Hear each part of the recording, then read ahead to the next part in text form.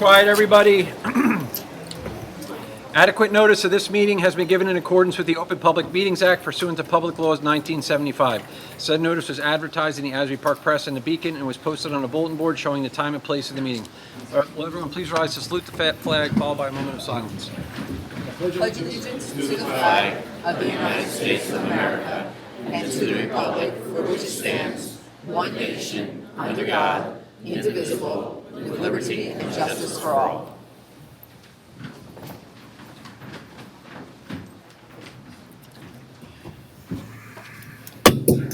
Item 1, Girl Scouts of the Jersey Shore. Is there anybody here? So I'm going to kick this over to Committeeman Curatolo. Thank you, Mayor and Committee, just for this short time. Just wanted to recognize the Girl Scouts of the Jersey Shore, who have not only been wonderful in our community, but all around the county. Give them a certificate of appreciation tonight. They were instrumental in helping our countywide community health improvement plan, and that does enable us to have and not only know what our communities look like demographically, geographically, but it helps us dole out resources to our seniors, our girls, or everyone from our seniors to our school children. So if you could say your name and just a short statement about your mission at the Girl Scouts and what you want to say here tonight. Thank you. Thank you so much for having us tonight. My name is Heather Coburn. I'm the CEO of the Girl Scouts of the Jersey Shore. We serve 7,500 girls across Monmouth and Ocean counties and have about 4,000 adult volunteers that help us serve our girls. And we have a very simple mission, and that's building girls of courage, confidence, and character who make the world a better place. I'm sure many of you know Girl Scouts for cookies, but it is so much more than that. It's about the life skills, leadership skills, and truly giving back to the community and community service that we're trying to build. So we do appreciate any opportunity to be able to talk about Girl Scouts and any opportunity to partner with the community and teach the girls how they can partner and give back. So thank you so much. I took the liberty of reaching out to our superintendent to give you forum and try to increase the census for the Girl Scouts, because it's important for young girls, as are the Boy Scouts. Very important. And, I know you may not like this, but our committeeman to my right, his son is an Eagle Scout, and this is a good guy right here. And he's got an Eagle Scout, and we did have a young lady up here not too long ago who had a gold award. So we're just really proud of our Scouts, and we know how much work goes into it with the parents. So we do have a certificate of appreciation. Appropriately, it should be the mayor, our good mayor, Mr. Kenneth.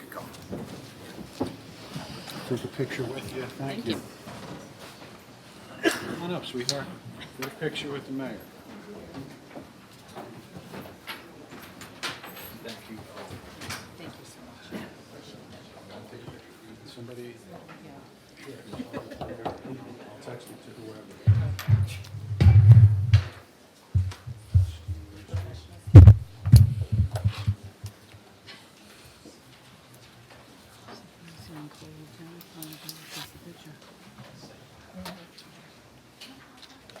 Thank you.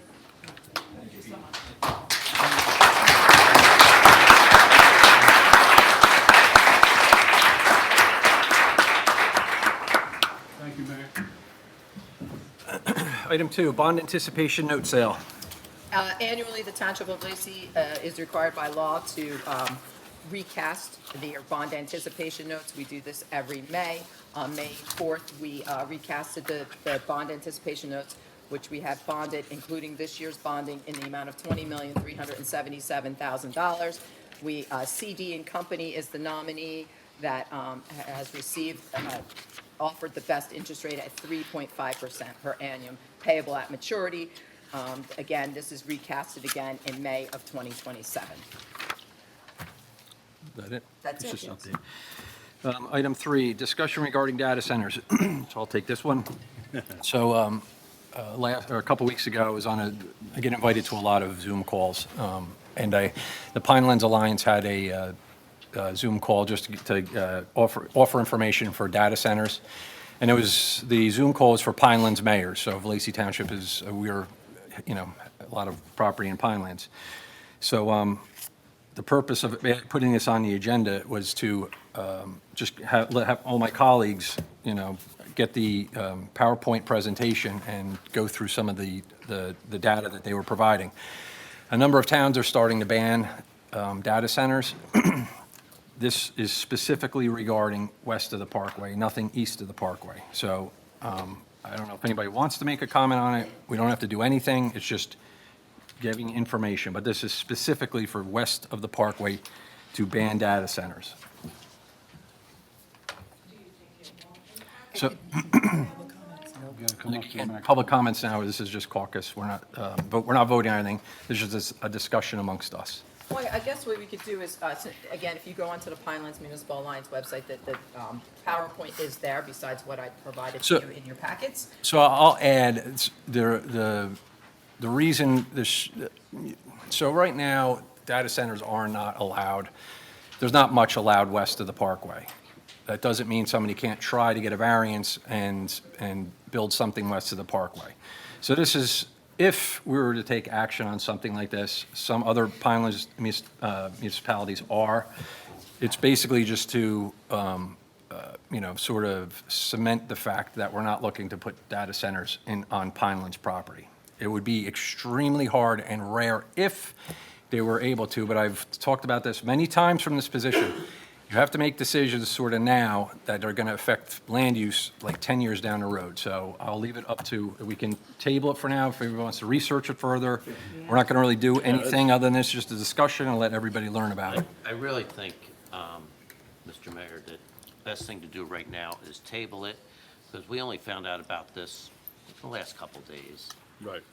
Before 7 o'clock this morning. I don't even do social media. And I was apprised of all the chatter on social media. So people are reading a lot into it. It doesn't take a brain scientist to figure out where most people stand on this. But it's like anything. We'd be dismissed if we didn't look at all the research and learn a little bit about it. And again, it's just. I'm yeah, not in sorry. favor for a lot of things like this, but it's brand new to us. Our due diligence would be to take the time, listen to the research. We don't have to read it, but put us up here to make a decision along with your blessing. And I really think we should table it until, because a million questions, even whether we're pro, con, however we think about it, are going to come at us. There's no doubt. I'm guessing half this room might be in here for that. We don't know the answers. We haven't had the time to consume this yet. So Yeah, and don't be afraid. So just again, specifically, this is specifically for property west of the Parkway, nothing else. That's it, west of the Parkway. I think we should wait let to them the know end. that they have to, they can't ask questions or speak to us until we're done with Yeah. this part. And once we're done, then you're welcome to put your hand up and come up to the The end, you microphone gotta and wait- speak, you gotta wait. okay? Just so you know. Okay. Item 4, discussion regarding radar speed signs. We have received, through various different communities in the township with regards to speeding on our roads. I think we can all agree that there's a lot of speeding on a lot of our roads. So if you've noticed on Lake Barnegat Drive North in the Cranberry Hill section, about 2 years ago, we had installed some speed radar signs there. Did it work, doesn't it work? I mean, it's everybody's opinion, yes and no. So there's been a push for additional radar speed signs throughout the community. There's various different levels of radar speed signs that you can get that, are various different prices. So, you can get the high-end ones, which are, 20,000. You can get the low-end ones, which are 15, and some go down to 9. Others go down to 4,800. Some go down to 4,000. So the mayor has asked us to investigate, and we did, and we've got several prices for several different types of signs. And he would like us to decide whether or not we're going to install them on the roads in some type of policy. Like, are we going to put them on every feeder road? Like, so your feeder roads would be East Lacey Road, Sunrise Boulevard, Nautilus, Laurel, Lake Barnegat Drive South, those types of roads? So Or are you going, what are we going to do? my suggestion is, this is a constant problem throughout town, is that they should, at some distance, some length or the number, should only go on streets with traffic signals that are the true main arteries through the residential areas. That way we minimize you can't put them up all over the place. So it's just to craft a policy. Again, we don't have to talk, we're not voting on anything tonight. It's just, I guess, do your homework, think about it, but that would be my suggestion, is to only put them on roads that already have traffic lights. They're the major, feeder roads to Lacey Road and Route 9. Are these signs going to be movable? They're the No, they're gonna be flashing, Permanent, yeah, Permanent? permanent solar ones that flash the Flash. speed signal. Okay. yes. Being aware of this and living on one of these wonderful roads that everybody speeds past the house, with traveling around the county and different things like that, I've noticed a lot of the radar signs. And this is just more information for my fellow colleagues.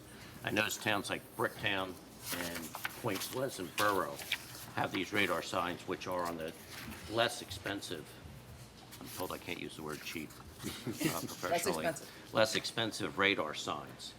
And yes, you can tell they're not quite as elaborate as these other ones, but they're very clear.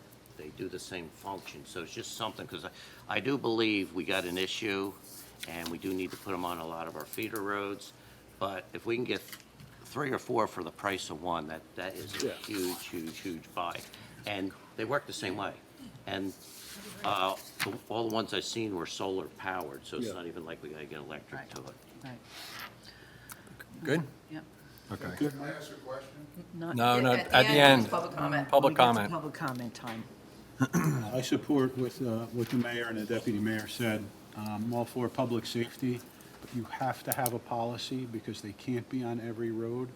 If it was an inexpensive alternative, dovetailed with enforcement, and it was something that we could put near major thoroughfares where we know people are cutting through. And frankly, in our summer months, a lot of out-of-town and out-of-state people are cutting through, and they're speeding. So if we could do that, dovetail it with enforcement, as well as have an inexpensive or a little bit of less expensive alternative that could do some of the same things that Deputy Mayor Lurie was talking about in the other towns, Point Borough, Brick, and on the roads with the traffic lights, I wouldn't be against that, Mayor. Thank you, Pete. Anybody else? The portable ones that we have with the police department, the trailer, that does also capture data, so we can actually get real-time data as to what it is. Because again, from the human eye, it sometimes looks like a car's going a lot faster than it is, especially now that the windows are open and we're outside. So we are capturing data in those areas when we are putting the signs. We have more requests for signs than we do the signs, so we are trying to, go on a rotating list. Mayor, if I may, my concern here is with regards to the school busing, and they're not busing as much as they were in previous years. Where the kids are walking to schools, I think would be paramount that we put these speeding signs I agree, there. 100%. All of those roads are county roads, so Well, we get the we have county to get on. their permission, yes. Yeah, with their permission. But I think that's the smart way of doing this. Okay. And I'm sure we're all in agreement to Yeah, beat the county up over it. yeah, let's beat them up. Beat 'em up. Maybe they'll pay for them, too. All right, item 5, request for wind phone. Ms. Bonfanti, do you want Yes, please. to come on up?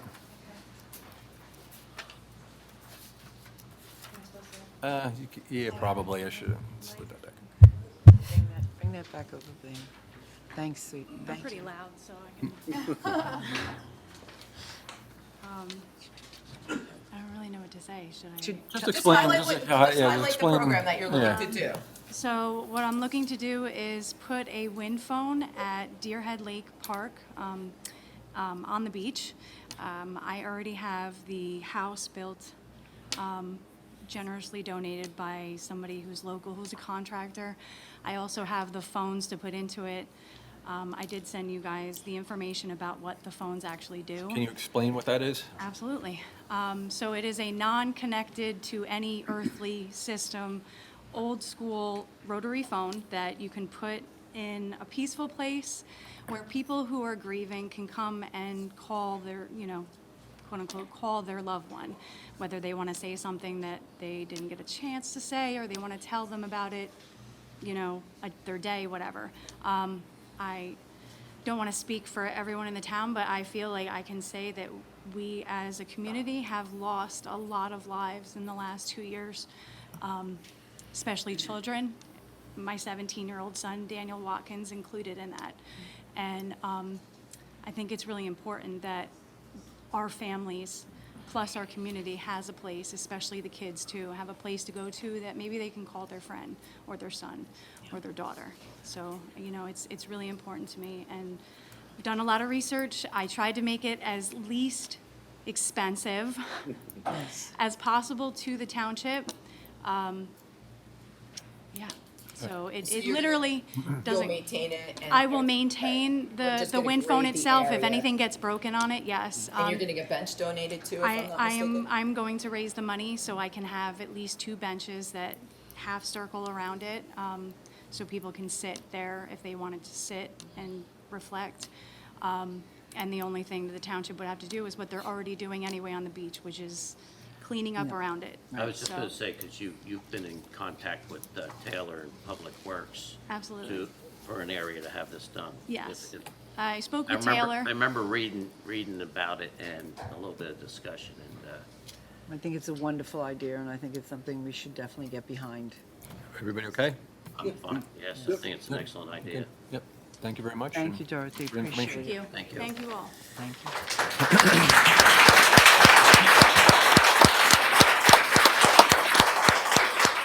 Request to post signage, Rotary Club of Forked River Doggy Derby event.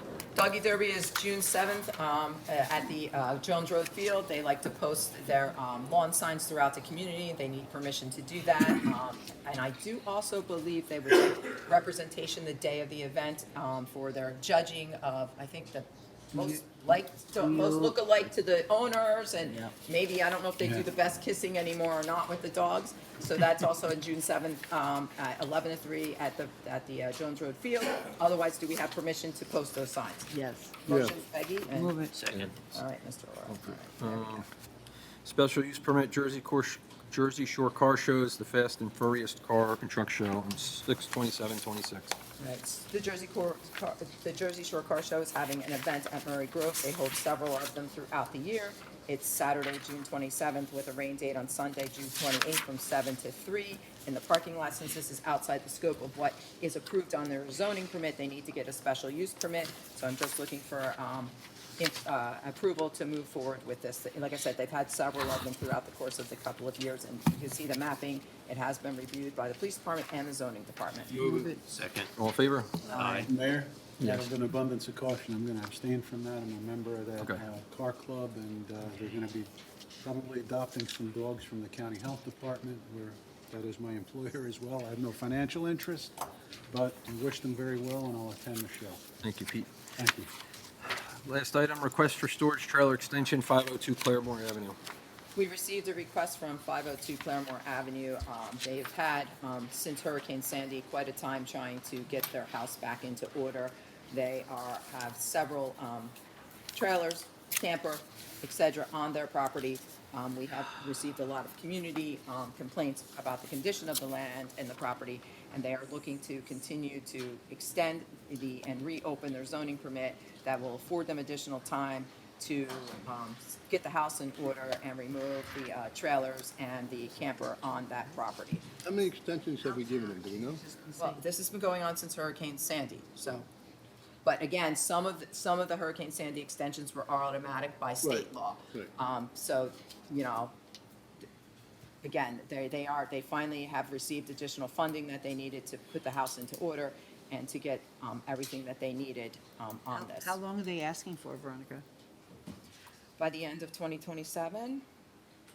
Is- A year and a half? That's too long. That's 13, Let's give 14 them- years after Sandy. 90 days, and we'll see what I happens. was just going to say. 90 days? 90 days, I think, is a, yeah. Mayor, if I can make a suggestion, we're getting a lot of these lately, and we have to look at the beautification of the town and balance that with the usability of our residents.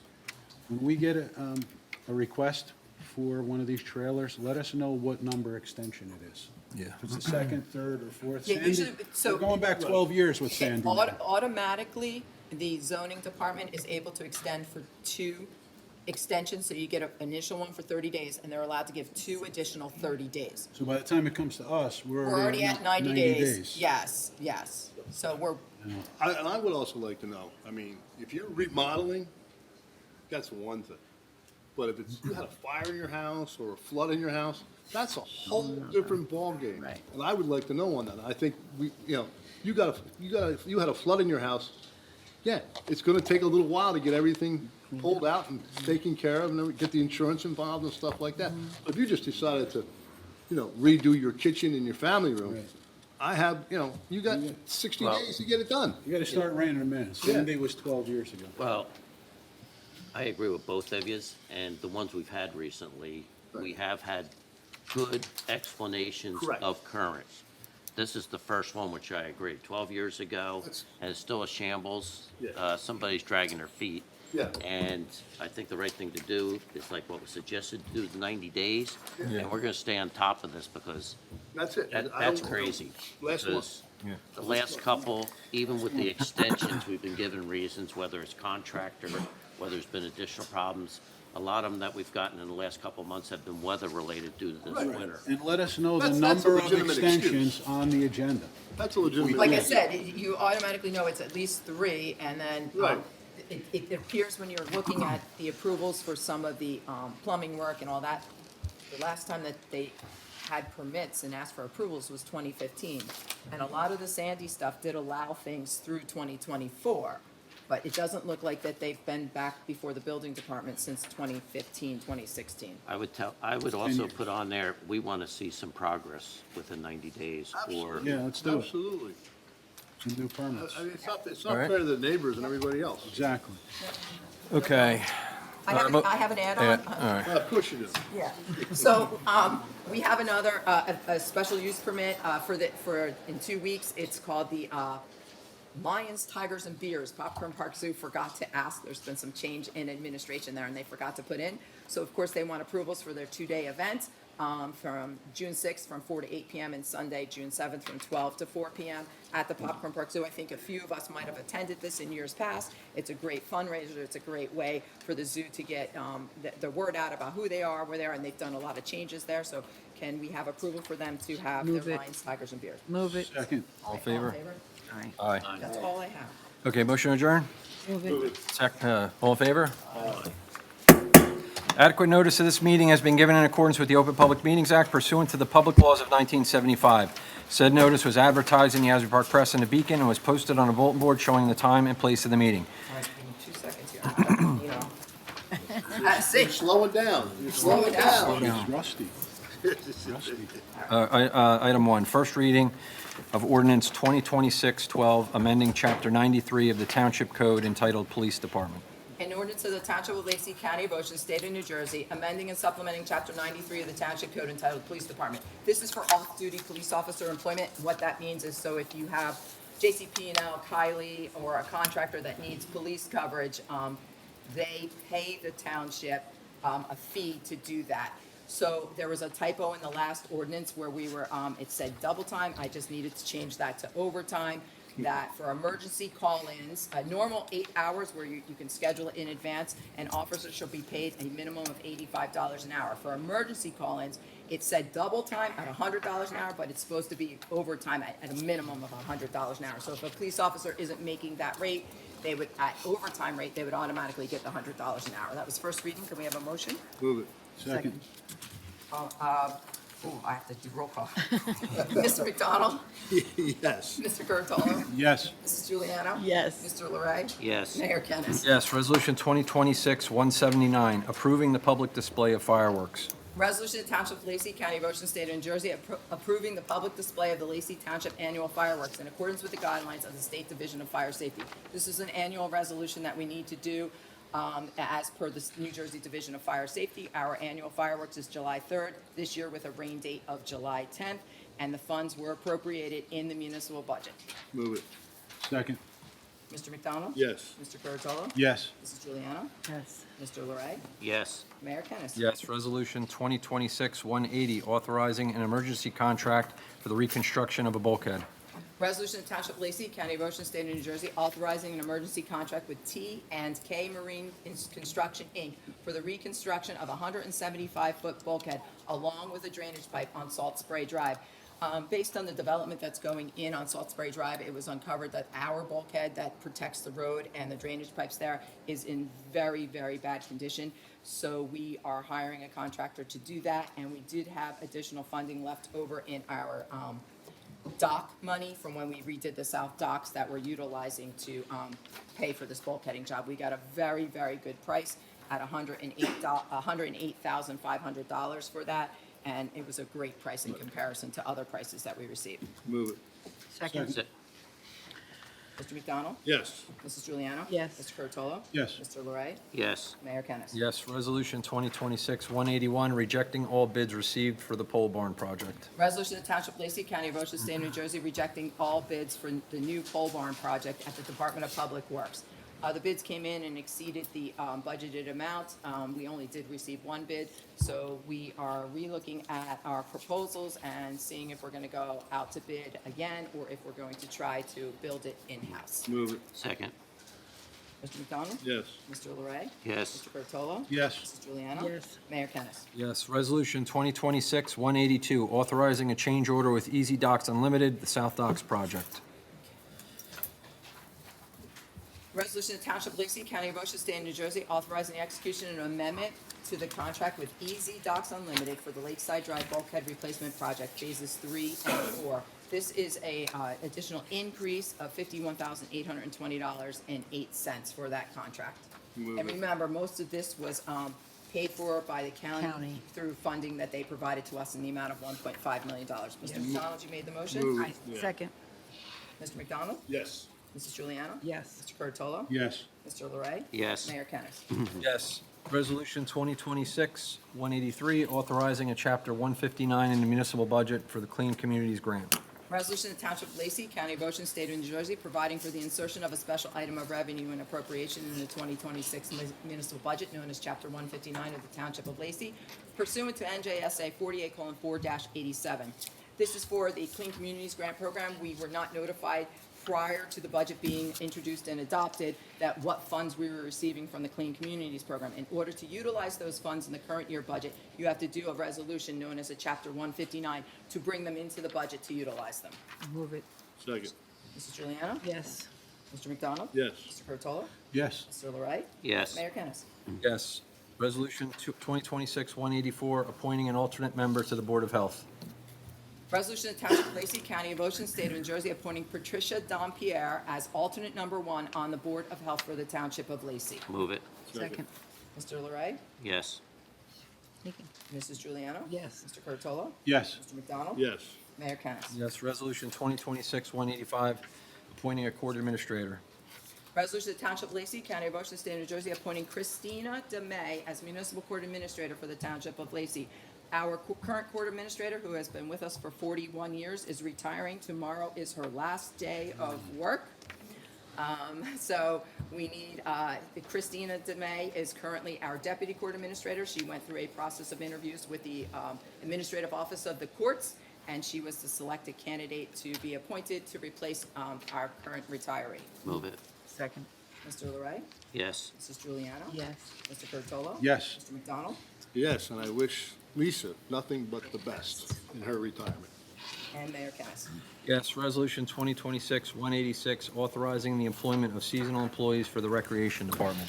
Resolution of Township of Lacey, County of Ocean, State of New Jersey, authorizing the employment of seasonal employees for the Recreation Department. These are our summer camp and beach patrol individuals for the summer season for this year.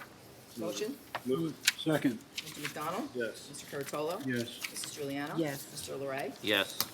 Mayor Kennas. I think I have to abstain. Is my daughter doing that? Yes. I'll abstain. Resolution 2026-187, authorizing the placement of a lien on Block 287, Lot 2.21.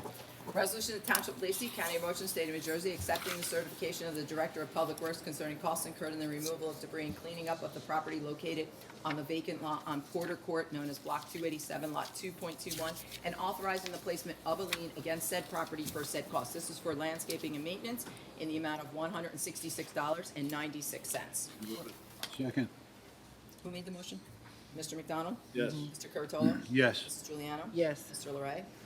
Yes, and I still find our enforcement and what these costs are back to whoever, very, very reasonable. They are, you can't hire a landscaper for that. Yeah, when I see these numbers, I'm I would like like, to know what it really costs us to do that. Exactly. It is Mr. broken Grant. down. Guarantee we're losing money on it. It is broken down by the people that are assigned there and the hours. They have to log how long they're there, the type of equipment, and we charge for the equipment, the gas, and the hours But to it's do a that. set, it's a set fee, right? By- No, it's not a Oh, set it's not a fee. set fee? So, Okay. again, you could do it one day, I could do it another day, and our rates are different in salary. So it is broken down that finite. So we're not losing money.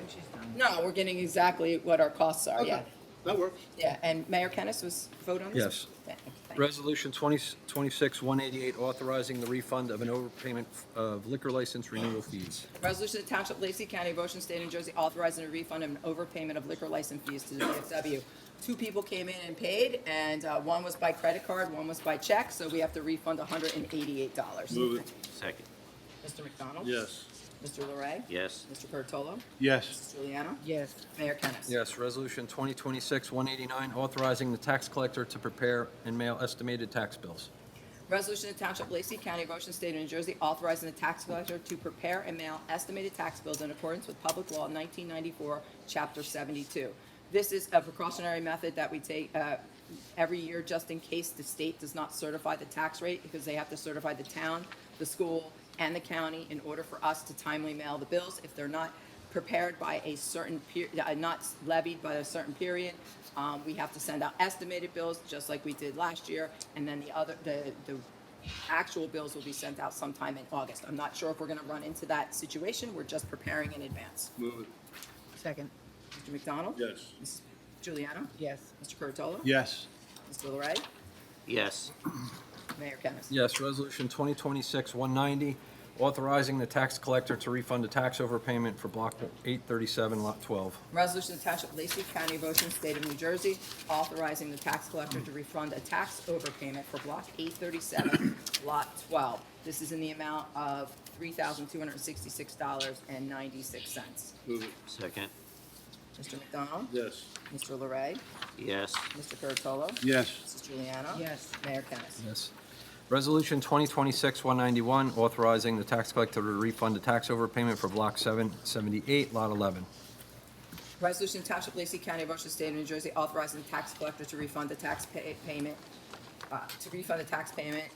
for Block 778, Lot 11, in the amount of $1,350. They paid twice between February 6th and April 7th. Move it. Second. Mr. McDonald? Yes. Mrs. Juliana? Yes. Mr. Curatolo? Yes. Mr. Larray? yes, Mayor Kennas? Yes.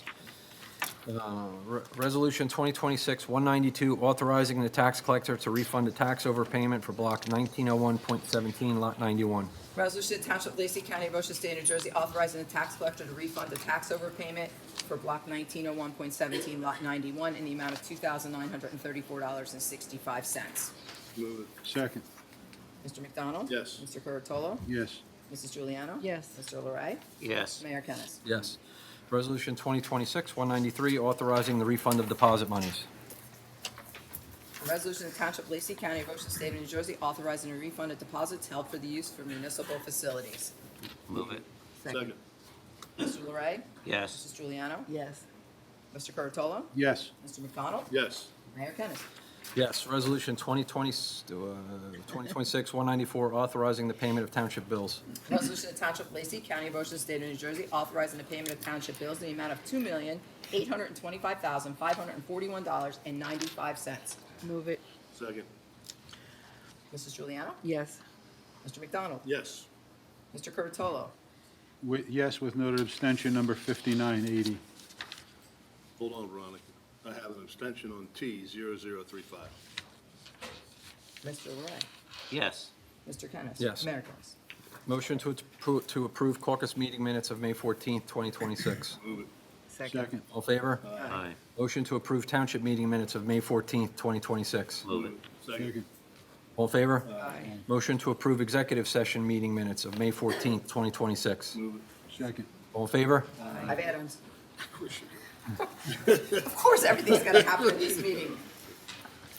So Resolution 196, it's a resolution of Township of Lacey County, Ocean State, New Jersey, awarding a contract for the purchase of one 2026 Ford Utility Interceptor vehicle to All American Ford. At the previous meeting, we had awarded the purchases of vehicles to another Ford dealership for the police department. Unfortunately, they're not able to get it. All American has a car on site ready to go, so we are purchasing it through All American for the Interceptor in the amount of $48,921.10. Motion? Move it. Mrs. Juliana? Yes. Mr. McDonald? Yes. Mr. Curatolo? Yes. Mr. Larray? Yes. Mayor Kennas. Yes. The second one, again, is Resolution 197. It's a resolution of Township of Lacey County, Ocean State, New Jersey, awarding the contract for the purchase of one 2025 utility interceptor vehicle to, Granolini Motors. Again, this is the same situation. We were purchasing 3 of them, and we are now shopping around trying to find where we could find another one, and we found a second one at $44,995, and it is a 2025 model. Move it. Second. Mr. McDonald? Yes. Mr. Larray? Yes. Mr. Curatolo? Yes. Mrs. Juliana? Yes. Mayor Kennas. That Yep. is all I have to add on. Yes, okay. Before comments from the public, a lot of people came here late, so again, if you're here for the data centers, it was we had a conversation specifically for property west of the Parkway. They're already not allowed. This is just to maybe take the further step of banning them. So having said that, we'll take questions. You have to come up, you have to come up. to the microphone. Yes. Just state your name. Brian Sedern, 315 Cedar. For the past 2.5 decades, I've worked for an FMU. So I've spent the better part of the last 25 years in and out of a data center.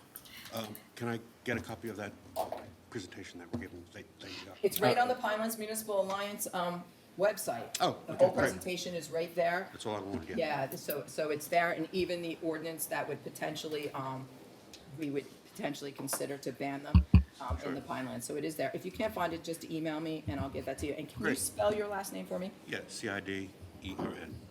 CID what? E-R-N. All right, thank you. Thank you. Thank you.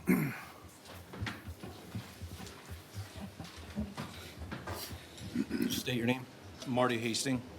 I'm an electrical and mechanical engineer. Actually, I've been working for Equinix for the last 34 years, which is the largest data center in the world.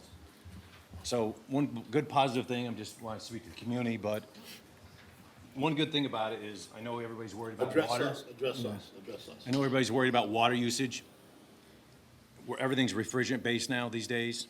Everything's high density, built-in rack cooling. Everybody's worried about electrical usage. What we're doing is we're building infrastructure, say for a 100 megawatt site, and we'll actually add additional 40 megawatt and put it back on the grid for the community. So all I'm asking is just people do the research and learn about data centers. I've been doing this for, like I said, 34 years. And if you guys ever need a resource, let me know. I appreciate the comments. Since I saw this, I did a little research. Talk to us about the noise.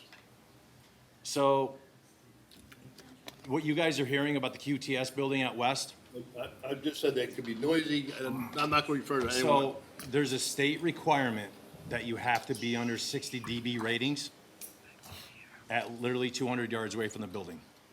Anything that exceeds that has to be approved by the state and the township. So for them stating about noise restrictions, there's things out there called sound barriers, noise barriers, blankets, they put up fencing types to reduce that noise. But again, I actually run the whole East Coast of the United States for the company, and we don't have any problems at all. It actually lowers taxes. It actually brings revenue to the town, brings jobs. It does. Whoa. Okay. Good. So they actually contribute to the town with, say, because one of my sites is in Secaucus. That's where I travel every day. But they're actually give back to the township's utility at a lower rate, actually, because we actually purchase bulk power, say a 100 megawatt site. We actually get it for 8 cents. We give it back to the community at 8 cents, opposed to the 22 cents that you guys are paying, or 27 cents. Thank you for, good. I just want to make, you quoted one of my favorite quotes that I say at a lot of these meetings when there's issues up. Listen and learn. And that's why I wanted to table this, because there's a lot to listen to, there's a lot to learn, and we got a lot of questions. So that's the one thing I will agree with you tonight on, because there's two sides to every coin. And to do us all justice anytime, whether it's this type of issue or even something on a ballot, listen, learn, and make the best decision that best affects you. But instead of forming opinions on misinformation, let's try to get as much information out there as possible, because I know that's why a lot of people come out tonight, and we just got hit with this, so that's why I say, you know, we're going to get hit with questions. We don't know the answers. We don't even know enough about it. And appreciate anybody that comes up, but also at the same time, we got to really research the real research behind this. Thank you. One last thing is, I just want to give you guys, the reason why our rates are going up in the state is not because of the data centers, but it's actually because when they closed down this nuclear facility down the road, we lost 650 megawatt of utility, which was sustain the state of New Jersey and actually could power the whole state of New Jersey. We would be self-sufficient. So what we do currently, I'm sure you guys are all aware, we actually buy from Pennsylvania, we buy from Virginia, and we buy from West Virginia to support our needs, the New Jersey residents. We don't support ourselves, so that's all I have to say. Thank you very much. Thank you. Thank you. There's a young lady standing up already, so let's get her. State your name, please. Sean Judson. Okay, so as for the, we all know that the Pinelands are protected, and so nothing's going to be built out there. What we're hearing, it's going to be built at a site for Oyster Creek. So, So- again, go ahead, sorry. Go ahead. Thank you. So I want to make a suggestion to all of you. Go talk to the people in Texas, in Georgia, and many other states that are talking about how their water is drying up. Their power grid is, power is going up. All these data centers are using it. And we're going to have a lot of problems. So I suggest that you go call all these other different states and talk to them. The Rio Grande right now is drying up because they're using that water. There's a town in Texas that they're completely closing down because the water turned to mud. There's a town in Georgia, same thing, the water turned to mud. I'm just telling you, you need to do all that checking, okay? And then on a second note, I want to say I witnessed a horrific accident on Lake Barnegat and Haynes yesterday. And it was horrific. But I have to say, the police officers and the EMTs were great. Thank you very much. Thank you. And just again, another comment, so there hasn't been nothing has been proposed for the power plant property. There's a process that they have to go through. They're still decommissioning the plant, so there's been no proposals for anything at the power plant, so, oops, next.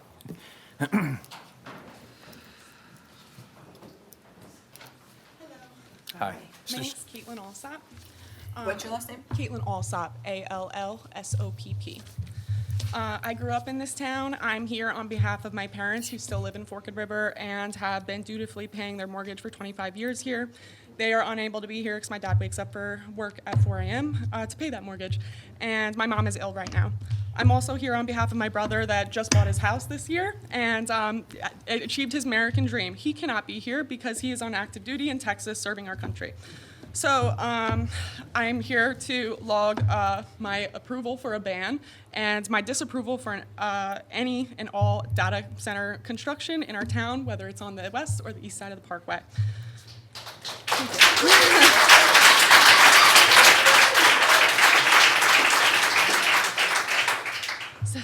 Thank you. So across the country, in Virginia, Wisconsin, Pennsylvania, Georgia, and others, residents' quality of life is being destroyed by data centers built in their towns, and it can't happen here.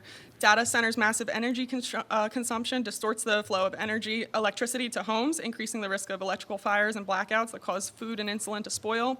Without laws to protect the consumers from paying for expensive upgrades to the power grids necessary to accommodate massive data centers' energy demands, residents of Lacey are going to be on the hook for the Big Tech's energy bill.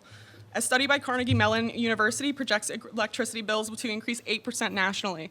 Where I live is literally named after the river that flows through this town. We are made up of a network of rivers, creeks, bays, lagoons, lakes, ponds, and other water sources that our community and local economy rely on for fishing and recreation. AI data centers require extensive usage of our fresh water. An investigation in Virginia by Business Insider found that the largest data centers facilities were permitted to use more water a day than you might expect 49,000 Americans to use. In one day, an AI data center in our town will consume more fresh water than all of its residents.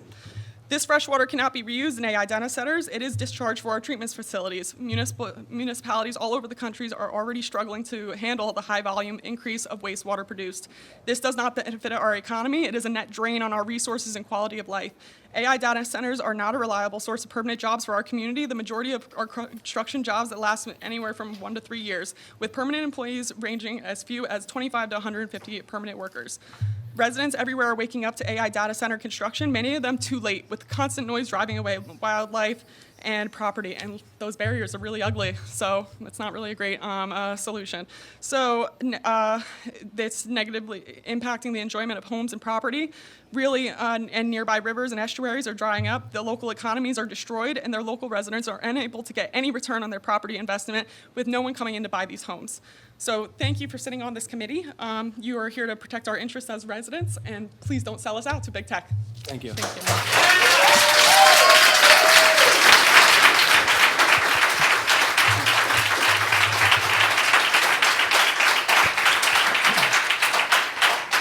State your name.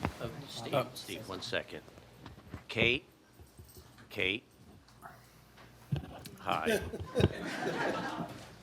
I thought that was you. And you didn't tell me you were going to be here. I want everybody in here, and even on the TV, because these are all taped. And I know there's a lot of passion in this room and the whole bit. And we all keep saying it. One of the secrets to us all moving forward together, is people getting involved, their passion, their volunteerism, and everything else. I personally know Kate, and I know how passionate she is. She drove in from Pennsylvania to be here today, because that's what.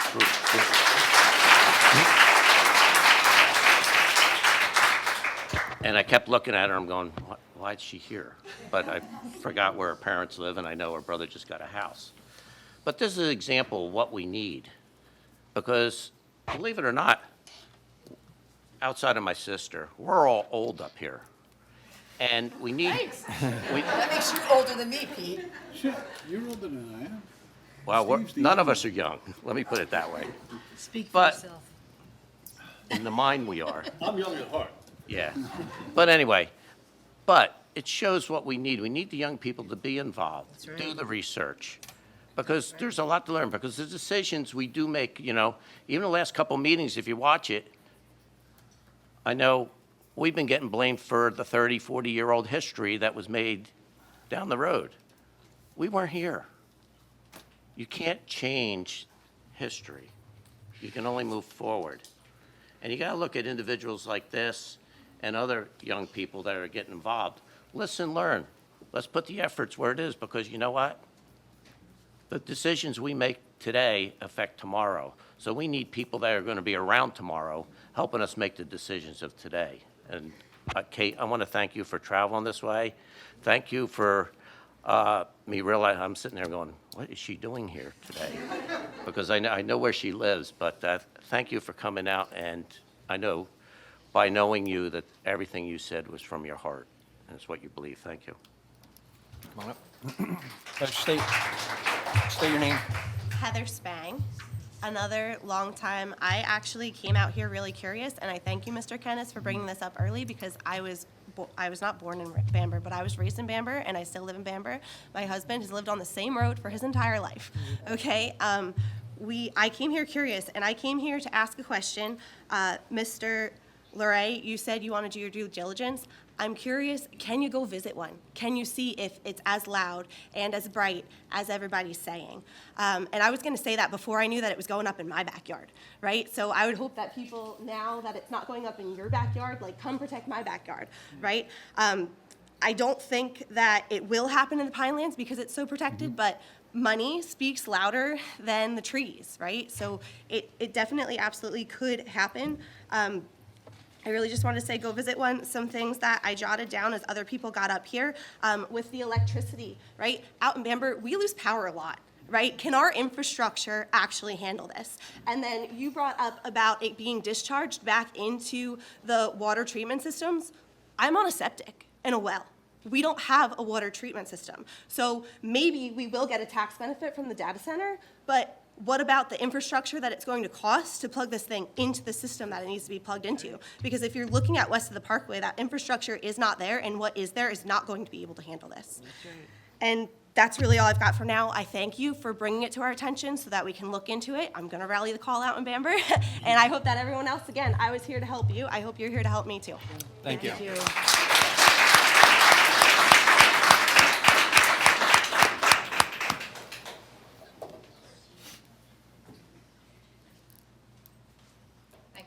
Just please state your name.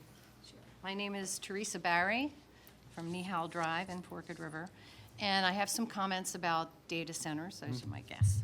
I just think that any ordinance that we come up with ought to include all of Lacey, not just one portion of it that's already pretty protected under the Pinelands organization.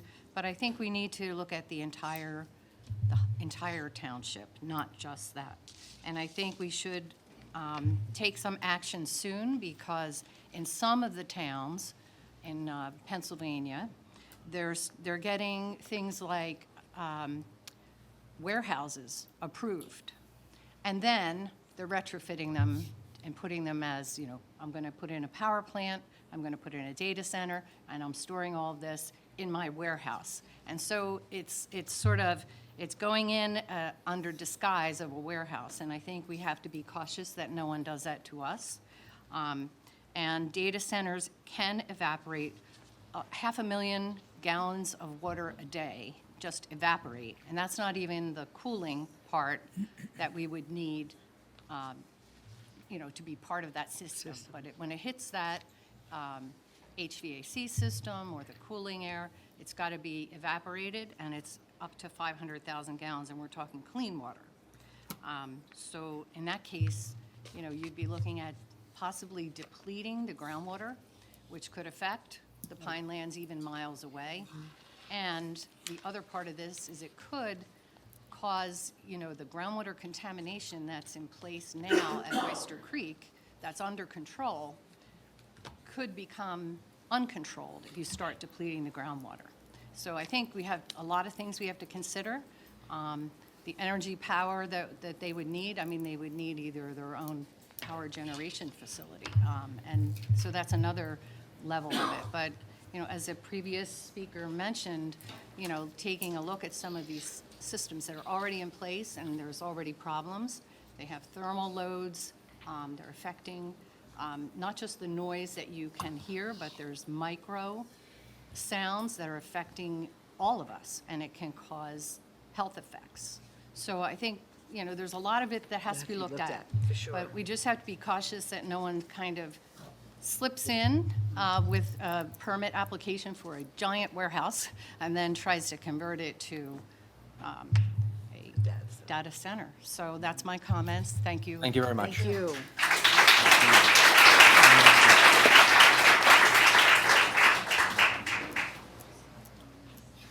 She's coming up front first, Alice. Oh, No, Oh, come you- on, yeah, you come come on. up. Listen, it's struggling enough to get up, so take your turn.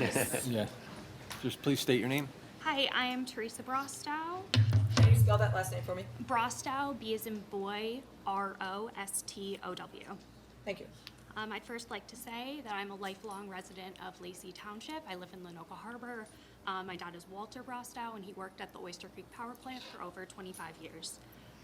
So as a lifelong resident of Lacey Township, and also as an environmental engineer in my current career path, I want to express my support for Lacey to pass the ordinance to ban data center construction based on the model ordinance created by the Pinelands Alliance. Relax, relax. Sorry, I just have anxiety. It's all right. We're dealing with both a statewide drought and an energy crisis, as well as an overdevelopment crisis. We all can see what is happening in the community in Vineland. A data center there has destroyed their local community, and it makes me wonder if the Vineland local government received a similar pitch that we received from the first speaker today. I thank you all for listening to the public before making permanent decisions. And I believe I can speak for many, many people when I say that Lacey residents do not want the negative impact of data centers in our town. Any power benefits of the potential recommissioning of Oyster Creek should go directly to the people rather than a data center. And thank you all. Thank you very much.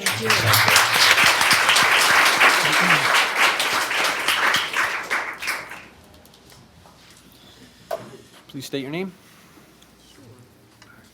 Hello, Allison Lemke, Sunset Drive in Forked River.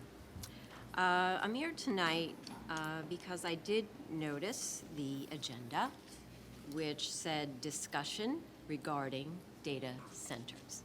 Not the word ban, but the word discussion. And Because I couldn't make an assumption when we posted the agendas, if we were banning it or adopting it. I can't make an assumption what the committee was doing because they haven't discussed it. However, you did make an assumption when you Yes, because posted that's the ordinance online that was in there. that you said they are discussing putting an ordinance in place to ban data Right, centers. because that's the ordinance that's in there. Which is not exactly true, because what you described earlier was simply a Pineland ordinance to ban data centers or limit west of the Parkway. Obviously, Lacey Township is not west of the Parkway. We are west of the Parkway and east of the Parkway. And I called the Pinelands Commission today, and I asked them, what's the story with the data centers? And they said, well, that is really up to the township. And they gave some examples of towns that are enacting town-wide ordinances to ban the data centers. So I don't want this to be limited to, well, we're only looking at something west of the Parkway, because it's very obvious that you're looking at Oyster Creek property. I mean, come on. So we just want to put that out there, that it's a possibility that this can happen. Can I say something? Sure. What you're saying?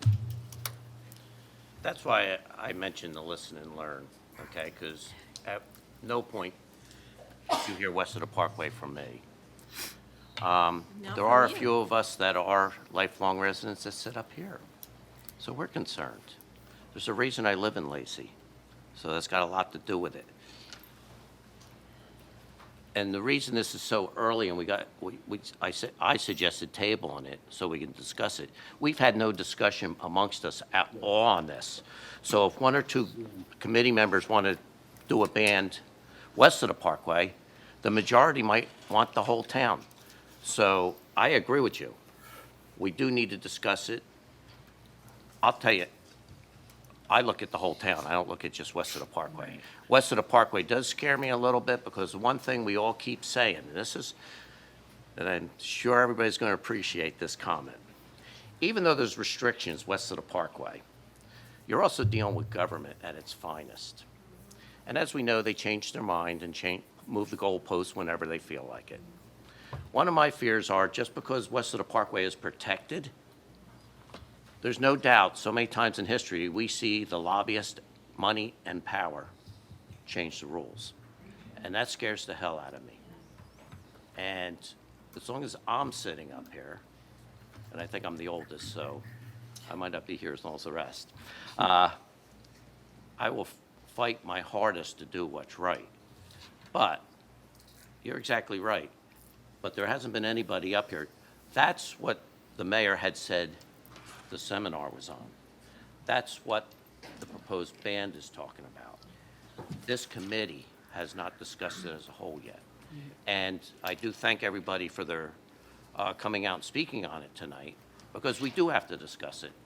And a lot of your comments tonight are going to go into the discussion. But nobody up here said that they're committed to west of the Parkway. We're giving you the information that was presented at the meeting. And if you got any questions on that, you can go online, like our administrator said, and seen it. But please listen and learn, and don't assume what we're going to do. Because if you're assuming what you think I'm going to do, you might get surprised. Because I'm here for you guys. I'm not here for big business. I'm not here for tech. I live in South Jersey because I like the rural South Jersey. If I didn't, I'd be living up north in an industrial area. But please, just listen and learn. Thank you. Go ahead, Ms. Lemke. Thank you. Oh, This, Yeah. what you see here, this is a success story already, because this is the ounce of prevention. You talked about like, oh, you know, we don't know what's going to happen in the future, we want to plan and all of that. Well, this is part of the planning, and this is a really good start. So now you kind of have an idea of how the residents and your constituents feel. Historically, our township has not really protected our water supply. Our township committee in the past has not enacted a wellhead protection ordinance that was presented, so we didn't do that. Our township approved a big box store over our wellhead protection area, otherwise known as Home Depot. And, you know, the MUA at the time wrote in their letter to the planning board, we have concerns over the, quote, devastating impacts to the water supply. Again, it was approved, and it's there. It's a warehouse full of chemicals sitting right over the water supply. Our township also proposed, and this is, you know, how well the Pinelands is protected here, they proposed an 80-acre cemetery in the Pinelands, which is not allowed. So, you know, there's history there. And when there's history, and then we see discussion regarding data centers, you see this, because we're like, oh, they're at it again. What's going on now? And that's why you see this concern, and it's a valid concern. I won't go into all the details of why the data centers are bad. A lot of other people have touched on that, so I won't go there, but that will come. Thank you. Thank you for your comments. I think she's next from you.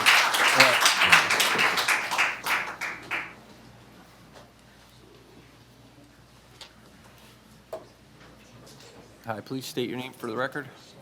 Allison Miller, Miller, and Allison with 1 L. I want to thank you, first of all, for having this discussion. I'm actually a neighbor from Stafford, and we've been trying to get a discussion within Stafford as well, because I do believe the thing of we need to do our research is really important. And so I just respectfully ask, when you guys do your research, to also look at what kind of temperature increases these data centers bring.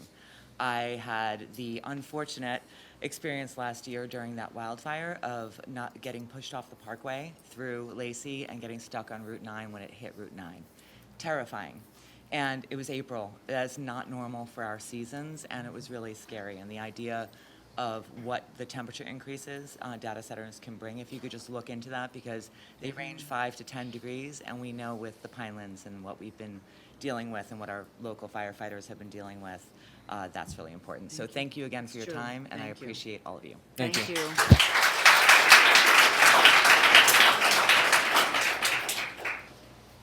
Wait, so, sorry, I had her comment. Just please state your name. Sure. Kara, K-A-R-A, Garrick, G-E-R-I-C-K. I am not a lifelong resident. I've only lived here for about 3 years, but my husband has worked in the school district for about 15 years. I'm a lifelong Ocean County resident. I've been all over. So I don't know, maybe I bring a little bit of a unique perspective because I'm not entrenched in the community so much. I think, like you mentioned, I also don't trust the government. And I'm glad that you said what you said about the Pinelands being protected, because I think at any time we can pull eminent domain and all those things, and that is happening in many places with data centers. I think my main concern at this point, and I don't feel the need to go, I thought you spoke beautifully, everyone's giving all their, those points. I think the thing that concerns me is it was on the agenda to have the discussion, and now the discussion has been tabled. And what I really wanted to hear was your discussion. So at what point will we have the opportunity to hear your discussion? Because, listen, you sound great. I'm so glad. It sounds like maybe we might be all on the same page, and that's fabulous. But again, you are the government. I don't trust you. No offense. So perhaps you can answer that question. We're not tabling the discussion. Well, you didn't have it. Well, We're having it. that was the caucus. So again. And excuse, I'm sorry, this is my first time on these Yeah. meetings, but perhaps I don't understand, so I So definitely should agree. what we've been trying to do is add stuff to the caucus agenda so people can hear what we're talking about on specific issues. I mean, we went through a number of them tonight over the radar signs and stuff like that. It's just giving the public more of an opportunity to understand how we come to our conclusions. So it was specifically, it was, again, this is the absolute tip of the iceberg on this. As the mayor, we get, or any one of us, we get invited to a lot of information sessions through state of New Jersey, DEP, all sorts of stuff. And so if I can make it, or, it was a Zoom call. So they send the email, the Pinelands Alliance sent me an email. It fit into my schedule, so I took participated in a Zoom call.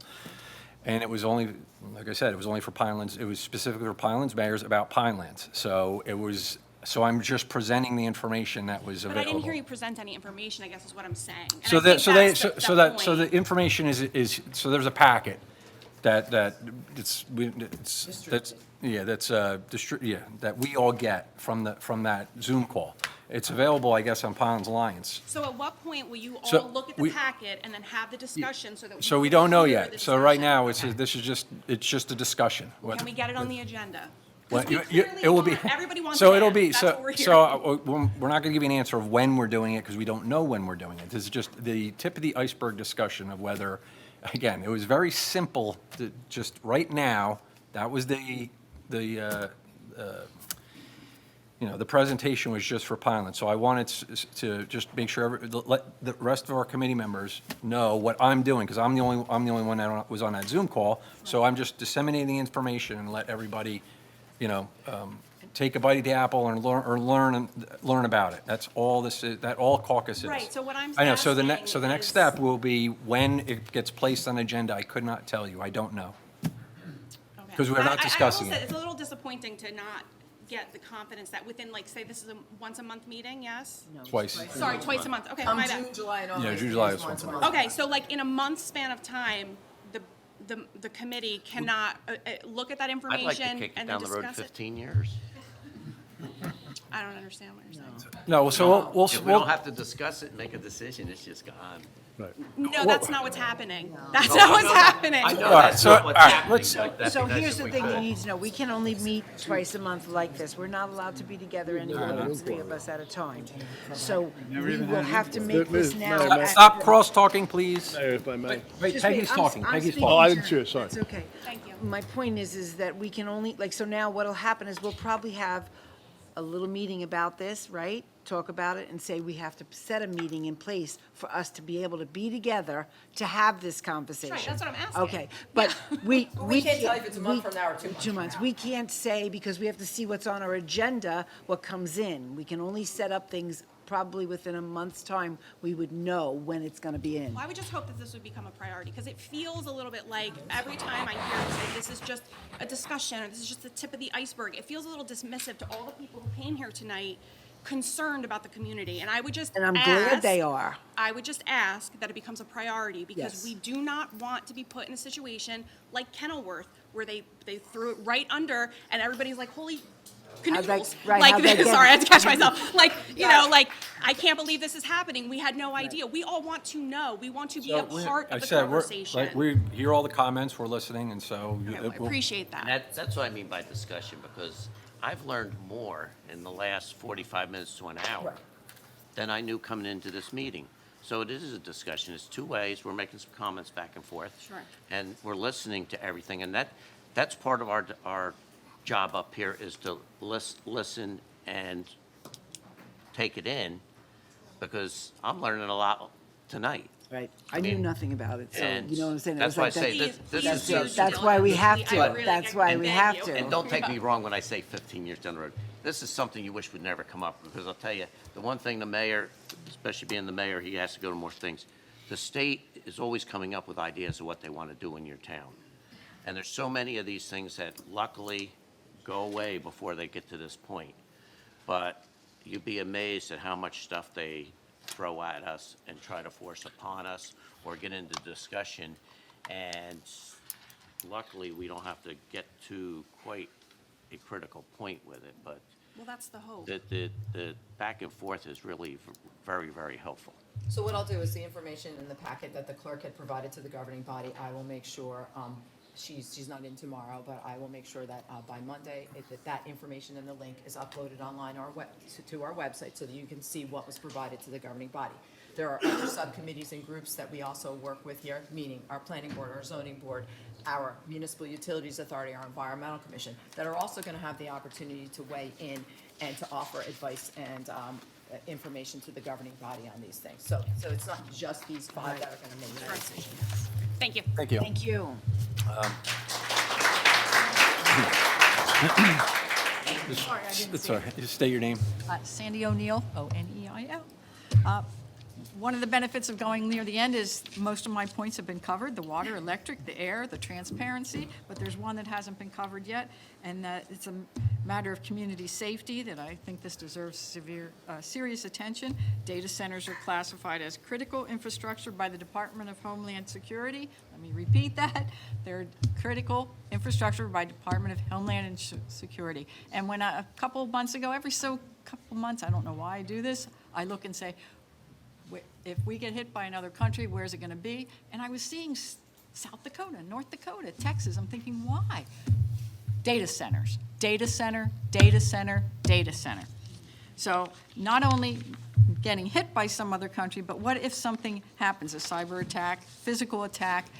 Is our community ready to handle that? And have you had those conversations with the rescue communities, the fire, and everyone else? It's just a consideration I don't want you to lose track of. Yes. That was my, Thank you very much. Thank you. Go ahead, let's start.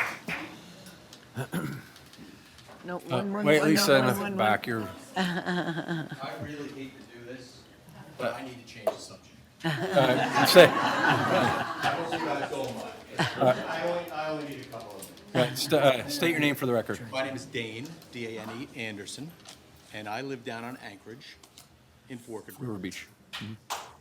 And we have a little bit of a problem with some dredging, or lack thereof. I know that there was an Army Corps of Engineer project that was supposed to start north of where we live, up in Lenoka Harbor. Supposed to have started in the spring of, or the fall of last year. I understand that that got stopped for whatever reason. No, that completed. So, no, well, I have a whole big project, and part of that project was supposed to include the area down there in Forked River by Anchorage where I live. So another dredger showed up there, and all he was doing was the little channel right there in front. And he told me that the contractor that had the big contract to do the whole area, and I can forward you all the emails and all of the whole contract and everything, that contractor did not have the proper equipment. And so he decided on his own to hire somebody else to do a little portion, and now they're all done. So the question is, what are you? So the phase of the contract that you were not part of the north side, okay? It broke at Stouts Creek and Sunrise. So we found out at the last minute that they were executing the Ware Town project, which included the Bayside Beach channel there. And we jumped on it as fast as we could, and the governing body authorized a dollar amount for us to dredge. At the time where we've met at several residents' houses there, we told, yes, and we did say that there could be single individual lagoons done if there was allowed. At the time, we didn't know how much we were gonna dredge. The contractor that the state had hired went in there and told us they couldn't dredge because of these vegetation that was in the water. It would get clogged into the hydraulic pipes, and they couldn't do it. So, yes, the state of New Jersey, with this contractor, went out to seek another contractor, Resilient Seas, if I'm not mistaken. And they had to do mechanical dredging, which doesn't give you as well of a product, but we still moved more material than we ever have before in that channel. The permits are limited to how much of the cubic yards you can remove when dredging, and we met that limit, so we couldn't offer any dredging to any of the residents because it met the maximum allowed underneath the state of New Jersey's permit. So that's why none of the residents or additional work wasn't done. I would agree with you except for one thing. Okay? The Army Corps of Engineer amount that they were allowed to move was significantly more than what they moved. Because But I it- went out there and I talked to that gentleman, Dan, who was in charge of that job. And he told me that they had, originally, it was going to be put on the beach because it was a different type of dredging machine. And then they moved it out there to some place out there by Oyster Creek. I don't know exactly where. Correct, correct. But that is significantly less. But it's under our permit, the amount that we were allowed to So remove. what's going on with the other one? Because I have a That's- very specific map that shows, and they came out there and they sounded everything. And I'm sorry that I'm taking away from you. It's all right. It's all good, it's all good, it's all good. I stopped the clock, so go ahead. Actually, thank you. So all I would like to do is, and one, I'm going to tell you what my problem is. There's other people here that live in the same area, and none of us knew anything that was going on. Somebody came out there in a boat, and they're doing soundings, and it's like, That was from okay, the state of New Jersey, though, not the Township of Township, Lacey. we didn't do that. The state of New Jersey DOT Marine Division, it was their project. We just piggybacked onto it. So who do I have to go complain to, since I can't complain here? Well, you can reach out to the state of New Jersey. It's the DOT. Now, I did speak with Casey Parker. Yes, and he works here for us. And again, Genevieve, I think her last name might be Clifton, oversees that department at the state of New Jersey. And again, we were fortunate. I mean, again, I came to the committee last year and begged them to please borrow more money so we can get this done. We have this opportunity to do this now. And we were going to extend it to the residents. And again, if we dredged any of the lagoons, we would have to stay 10 feet away from your bulkheads. And so would the state of New Jersey. Well, the guy that was doing the dredging before, he told me 5 feet. Dan was 5 feet from the. Well, edge of the bulkhead. that would be the contractor, and if he was contracted to work for us, we have 10-foot limits, Well, that's okay? fine. And again, so Do you have a phone number that I can call? for with the state? Genevieve, Yes. yes, if you'd like to give me your email address, I can email it to you. I don't have it off the top, but do you want to give your email address publicly, or would you like to write it down? I suggest you write it down, how about that? Just write it down, right here. I want to get involved with the data center stuff now, because I agree with you, by the way, and the rest of you, that you really need to just open up your mind and just hear it all, and then make those determinations. Does that include Sunrise Beach Club too? That- Sunrise Beach, so again, Sunrise Beach was on the map, and you're speaking. Yeah, at come on. a Can I time. approach it? Sunrise Can I approach Beach the was on bench? the map, and that's a state channel, and they determined when they did their sounding that Sunrise Beach didn't need to be dredged. It's only 4 feet in that. Okay, but that, you have to take it up with the state, because that's a state channel. We sent a proof and some radar tracking to the mayor. He has a letter in his box, actually. Wait, which is this? Sunrise Beach. Yeah, I spoke to, Bill. yeah, so I spoke to them, and so our soundings, Dane, I said Dane. were showing depths. I got them from Casey Parker. I spoke to him, and there was some discrepancy on the soundings, but ours, High tide, it's 4 feet. We actually did multiple readings. We sent all pictures and radar to you guys. We All have right, a big problem over there. okay. All right, so I mean, that all has to go to the state of New Jersey. That's a state channel. It's not a township channel. We were told that it goes to the mayor. That's what we were. Well, that's fine, it's fine. If Yeah. I If can I- get the information, I will be happy to send it to Ms. Clifton at the state of New Jersey, because, again, while that was on the maps and everybody produced the maps back to say, well, the Sunrise Channel was on the maps, why wasn't it done? It's because the state made the determination based on their soundings, it didn't need to be done. And we were told, just so you know, we were told actually this year it was supposed to get done. You're right, it was on the maps, you're right. You really got to come to the microphone, but right, yeah, so anything else?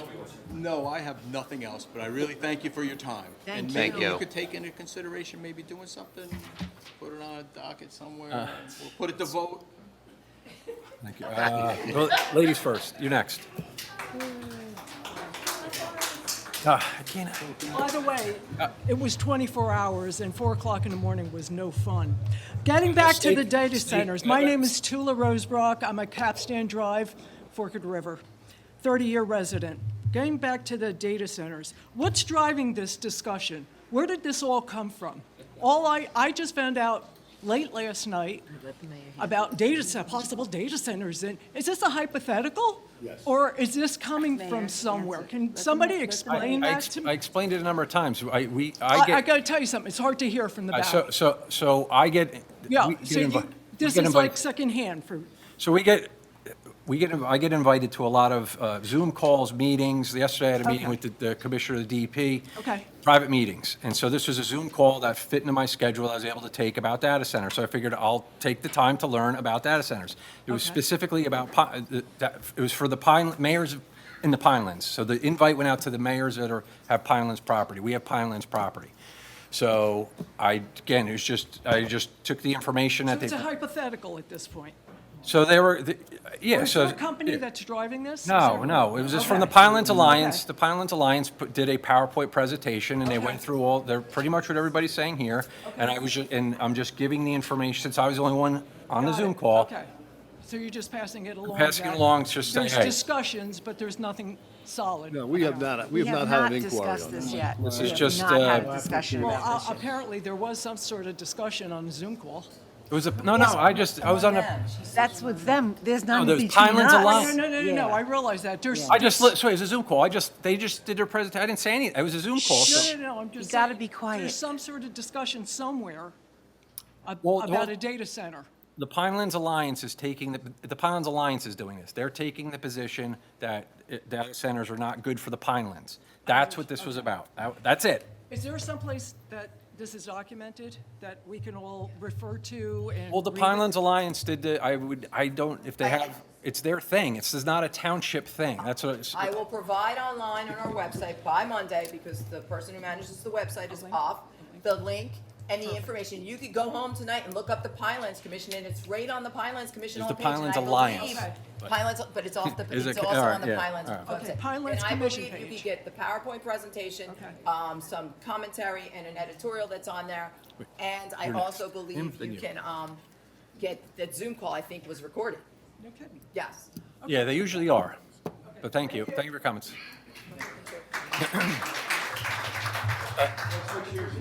I know she's next. She's next. Name. Andrew Stratton. I've been on Pinnacle Road since 2002. Can you spell your last name? Stratton. I want to thank you for listening to me. We're going to go back to the dredging situation. Just want to have a quick conversation about perception. My perception living here in Lacey. We decided to move down here full-time. We built a nice new home, along with a lot of my neighbors on my lagoon. We've invested a lot of money in new homes, new construction. If you go down Pinnacle Road and Hauser, you're going to see big, beautiful homes going up and others being permitted to go up. We're doing our part. We're replacing our bulkheads, we're replacing our docks, we're maintaining our properties. My perception, post-Sandy, I watched post-Sandy and every nor'easter, I watched the Bayfront beach disappear. And when that beach disappeared, it came in and it took our lagoons with it. It backfilled into our lagoons. So the sand disappeared and it went in and backfilled into our lagoons. My perception, I've seen the town do a wonderful job rebuilding the park. Thank you very much. We walk our dog on it every morning. I know that was a lot of work to do that. I appreciate that. I've watched you restore the public portion of that walkway, and I've seen it not erode, so thank you very much. I've watched twice now it's occurred where the town did the best they could where the marina was on the end. They backfilled, they spent money on a bulkhead. I know all these things take time and take money. Appreciate it. But again, my perception, in this time, I'm 3 lagoons in. I've got that gentleman who's just up here, he's 4 lagoons in. I've got another neighbor that's 2 lagoons in. In that whole period of time since Sandy, nothing's been done in those areas. We've done the entrance and we've done the first lagoon, which after a couple of years, it literally, the boats are laying on their side. Well, now the second main lagoon, we've got neighbors that have put boat lifts in and spent money on new construction. They can't get their boats even on the lifts. So they're going out there with trash pumps and kicking the can down the road towards the third lagoon, mine. And now, my lagoon, when I moved in, I was 8 feet deep in the middle, 5 feet behind my house. That was in 2002. I've been told years ago it was 20 feet, but that's years ago, right? 60 years ago when they made these lagoons. Now I've got 1 foot. I cannot get a boat in there. I cannot, unless I buy a skiff or something, I can raise the outboard all the way out. I'm paying for water access property, and I've got water view now. And it's just, all I'm asking you folks to do, and I know you've got a bunch of problems. I've worked in a township for 27 years in Cranford. I know how this works, and I appreciate, it's a thankless job what you guys are doing. But when we were talking earlier about the one fellow that was looking for another extension on his trailers because he just couldn't get it done, and you were like, we need property preservation and usability. You know, those were words that came out of your mouth this evening. We don't have usability. And so, you know, what's this guy done to renovate his house? Well, what has the town done for us? I've watched the can just keep getting kicked down the road. The first couple lagoons get done, and then it's good for like 2 years because there's a groin, which I know that's a whole nother thing. But what I'm trying to say is, all this time, our lagoons have not gotten touched, and the can keeps getting kicked further in. So I'm asking you to please find the money to do the right thing, to at least take care of the third and fourth lagoons, because after that, the water gets better. It goes to 12 feet. It's that entrance, the first lagoon that you guys have done now twice in my 22 years here since Sandy, but the third and fourth and fifth and that main waterway, please, see if you, even if you have to put it to referendum, to a vote for all the lagoon front property owners, and put it to a bond. Put it to a vote. If the town says the property owners along the waterfront say, nope, I'll let it, we'll figure something else out, but the money can be appropriated. You can bond anything. I mean, in my township, whether it's, a fire truck, a firehouse, a police station, I'm assuming that's bondable for money to appropriate to maintain our lagoons. And I was told once at a meeting a couple of years back that our lagoons are like sidewalks, and we need to maintain them separately, and we'll give you the permit, but it's on you guys. That's impossible. When you have 50 homeowners, there's no way it's gonna happen. I'll dig out behind my house, but my 3 other neighbors, they can't afford to do it because they're seniors and they're towards the end of their time here. And the nature's just gonna make it fall back in again. And if you can only come within 5 feet, that's fine, or 10 feet, because nature's gonna make it fall back into the middle anyway. Just because the last time it was done, when it was the bulk hitter that came in and did it, the next day I went out with my depth sounder when he was done, and it looked like little thimblefuls. And by like the end of 2 years later, that first lagoon was back filled in again.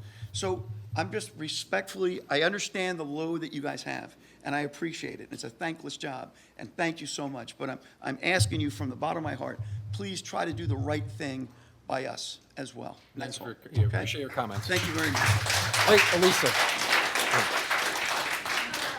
State your name. Elisa Waller, W-A-L-L-E-R.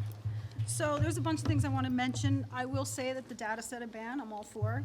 I'm the guilty party of sending our Lacey Township's name to Erin Brockovich's website. She has since put up a website keeping track of all the possible data centers and the ones that are happening.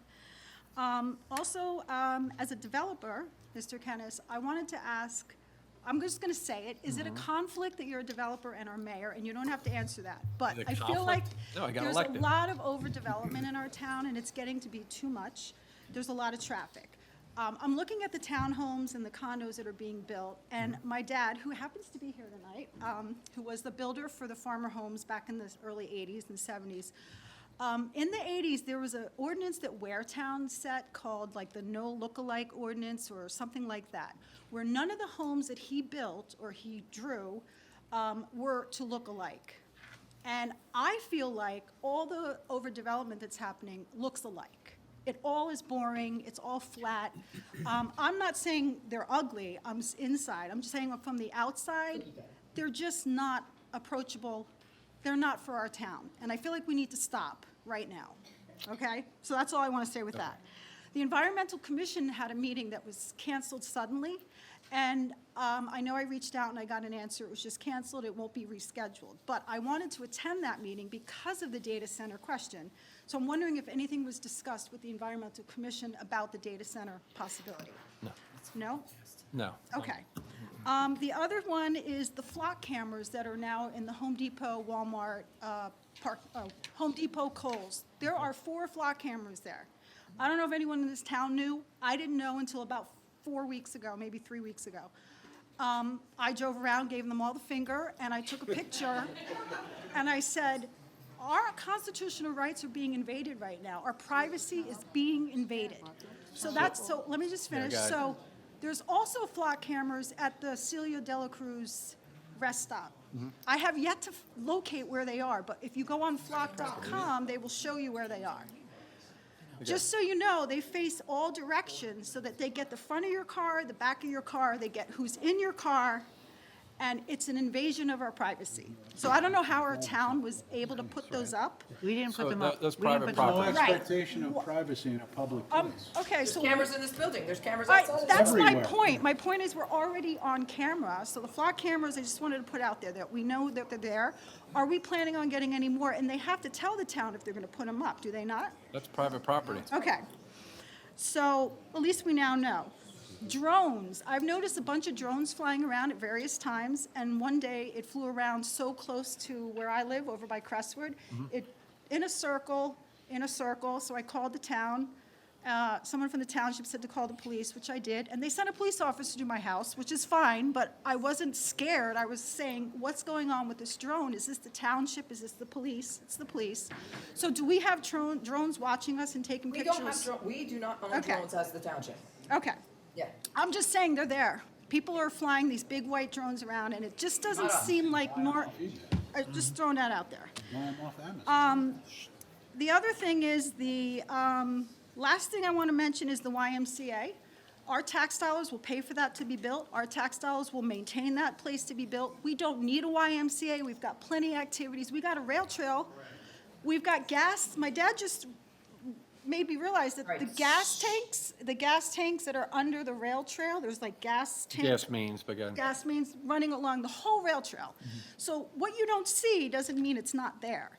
So we already have that, so we don't need a YMCA. I feel like the way we get people active in our town is to encourage them to go to our parks. You know, the YMCA in Toms River is a perfect fit, and there's too much traffic in this town, and I feel like that we need to put a stop to this overdevelopment and keep the small town feel, which is what you wrote, what you mentioned in an article about 4 years back. I read it. You mentioned why you like this town. Yes. You said because it was small and I said it still has a small town feel. small town feel. I don't know about a Walmart, Kohl's, Home I Depot. love the Walmart and Home Depot. I'm not saying I don't like the stores. I just don't think we need any more. Well, And again, I Walmart's- could talk about this for a Well, while. this isn't but a back and forth. I know, so go ahead. Walmart is just too much for our town. But the last thing I'll say is the Warden House needs to be saved. The community hall needs to be saved. We need to reuse that to let our people come. The veterans need to be remembered. Mr. McDonald mentioned one meeting before, history doesn't matter. History totally matters, Oh, Thank you. because you've got people here. Thank you. All right, thank you.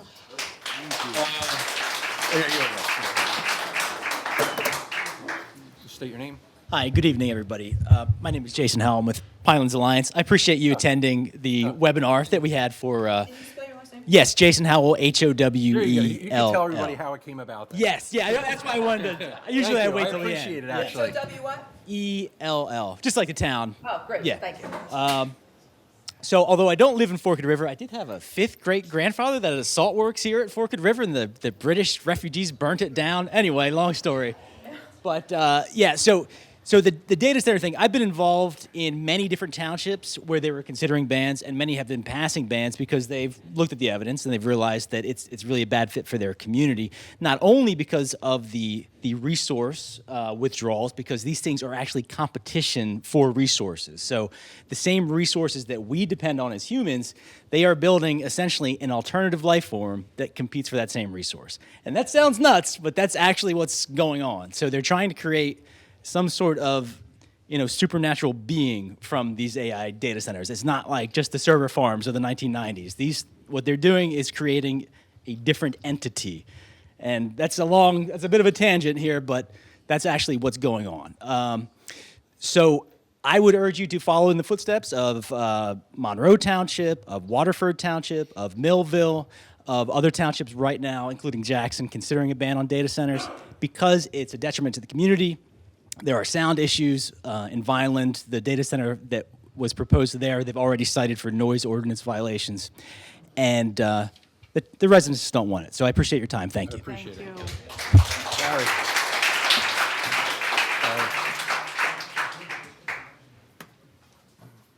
State your name. Sure. And other people have given their address, so I'm doing my thing. Barry Bender, Historic Bay Avenue. Thank you. It felt good. First of all, different subject, but I'll go through it real quick. Saturday, noon, Survivor Lunch for Relay for Life. We got our Relay for Life going this Saturday at Veterans Park in Berkeley Township. We start the Survivors Lunch at noon, go to 2 o'clock, opening ceremony, so you guys, somewhere between 2 and 3, we would, if you want to be there, be up on the stage. And then we go till, we're supposed to go till 6 a.m. on Sunday, but again, this year, we've only really had 3 people working on this, and it's been very, very difficult. I know Robin came up here a couple meetings ago. I have to throw myself on the mercy of the committee because I failed to ask if we could put our signs up. We can put our signs up? Yeah, right, guys? Yeah. Yes. Okay, thank you very much. Thank you very much. All right. Topic number 2, that a couple of folks spoke about. Are they still here? I don't know if they're still here.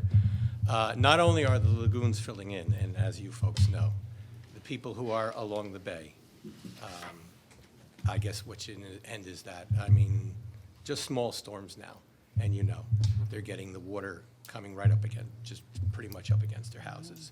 So I haven't heard anything in a while. It would be interesting to find out where we are. And So my comments, we met with the Commissioner of DEP yesterday. They're aware of a number of issues. Again, what's going to happen, they're aware, that's all I could say. They're working on it. Because A number of issues. as each day goes by, I'm sure these people get more and more alarmed about what's coming in the future, because it's scary. It's scary. With regards to, as you said, those homes there on Bayside Beach that we're all very concerned with, we have moved to the next phase of the grant process. Okay. This last phase was an in-person interview. Right. Which they allowed you 20 minutes to get your point across, and they were very strict to the time. And we just had that the other day. Okay. So they'll interview all applicants I believe there was a total of 10, the last I checked, applicants that put in for that grant money from Pro New Jersey Trust. Okay. And we put in 2 applications, as you know, the groin and the beach stabilization there. Right. So they're supposed to make a decision by June 30th, we were told. Oh, But really? They're still on Okay. target as to whether or not we're going to receive the funding to do all of that. And I'm hoping that the groin then would possibly help with some of the dredging and definitely. shoaling issues that we Yeah. have too. Because the stuff from the front comes to you guys. Comes to you guys. That's why I don't know if we just pump it. Yeah. There you go. Yeah, because Barry, I mean, past year, I know I've met a lot with the homeowners down there and stuff, and this process is, like everything with the state, takes forever. But it goes back to even you. I was so excited last year when it was brought to our attention that we could piggyback onto that dredging project, because otherwise we would have been a couple more years down the road. The disappointing part was we found the money, we were able to do it. They went in there with them hydraulic dredges, which was supposed to pump a lot more, a lot deeper, and they ran into that vegetation situation, which clogged up the dredges.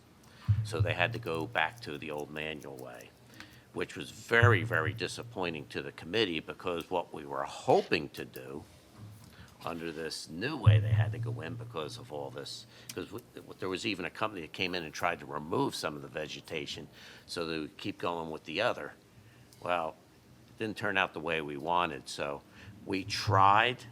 I will say, from myself, I want to keep trying through the years, but very, very disappointed that we couldn't accomplish what initially we could. But we had no control of what was under the surface, and it costed more and ended up more complicated than anticipated. So let's just keep our fingers crossed. Anything else? Data centers. I've been an IT professional for 47 years, and I've watched what has gone on.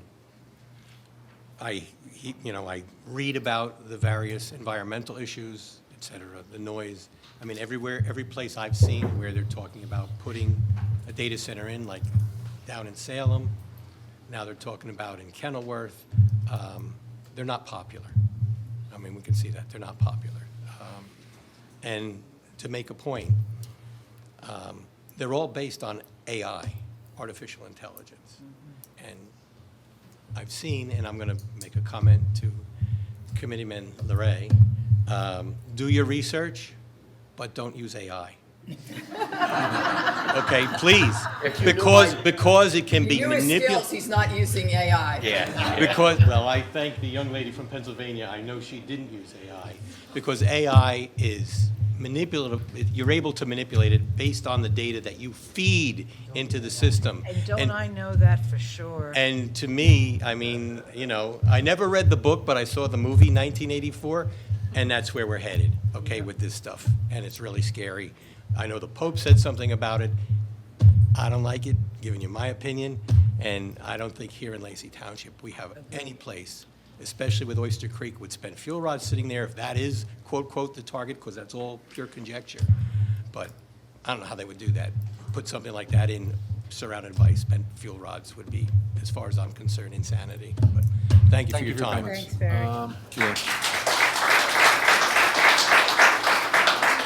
State your name. Brett Murphy, 85 Maxim Drive, so I'm gonna keep it short. In my lifetime, I don't know of any corporations that put in the local populace over their own profits. And I'm not gonna take up too much of your time, but what I want you to think about is, as you're having this discussion, is do you really wanna be the next Sipagagi or DuPont or the council that allowed that to happen? So as you're going through these discussions, I want you to think about what it means to us, because you got 30,000 of us here, and you are responsible for each and every one of us, and I don't want you guys to have to bear that name of you guys let us down because of a dollar sign. So I want you to think about us as you're going through these discussions, think about DuPont, think about Sipagagi, and how it might have sounded great at the time, and what had happened after the fact. So yeah, AI, we're not a big fan of it, but I want you to think about the people here and who you represent, and we're behind you. We want this ban. I'm assuming you guys don't want to endanger our resources and/or the people, so we hope you keep that in mind when you make that discussion and that choice. Thank you for your Thank you. comments.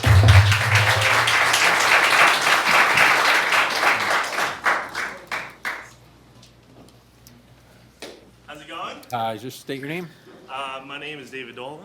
I'm the head of the Democratic Club in Lacey. I live around the corner from you. So I'm just here as a point of, I guess, making sure people know what you mean. So like when I read it, it was like, oh, a discussion on data centers in Lacey. That could mean literally anything to do with data centers. When I write my agendas for the club meeting, I make sure that when people read it, they understand what we're going to be talking about. So when you say like, oh, well, actually it was really only about west of the Parkway, maybe it should have been a discussion on a ban on the possibility of a data center west of. Well, again, I don't make the agenda, she does, but. I'm just saying. It's a combined effort with all of I'm just saying, this is the thing that I do. Go ahead. I have a secretary, I make sure I look at everything. But anyway, so that was all I brought. I think we all talked about how horrible it would be if Lacey did it. And I'll see, I don't know if there's any possibility of it happening on the power plant, because it's still a lot of mess going on with that. So thank you for hearing us. Thank you for your comments. And one quick thing that. Yeah. It's actually, one of the things that really we keep in our mind, there's a couple of us up here that are grandparents right now. That has a lot to do with our thinking and our decisions, so just keep that in mind. We got very young grandchildren, so that's also in our mind when we do these discussions and Sure. make some decisions. Okay. Yeah. Sounds good. Thank you. Thank you. Thank you for your comments. Yeah, you. State your name. Hi, everyone. I'm John Mastandrea. Can you spell that last name for me, please? Yeah, of course. Mastandrea. Thank you. I'm not from Lacey. I've lived in Ocean County my entire life, though. I live just a few towns over in Manahawkin, or actually, no, Barnegat right now, right in that weird border part of it. You guys have clearly addressed that you weren't given, like it was just dropped on you, and I completely understand that. I wanted to ask, though, because you mentioned that in your Zoom call, it was all the mayors of the Pinelands that were within the Pinelands Alliance. It was the mayors that were, the mayors from the Pinelands were invited, but I was only one of, we could tell you. Gotcha, okay. 2 or 3?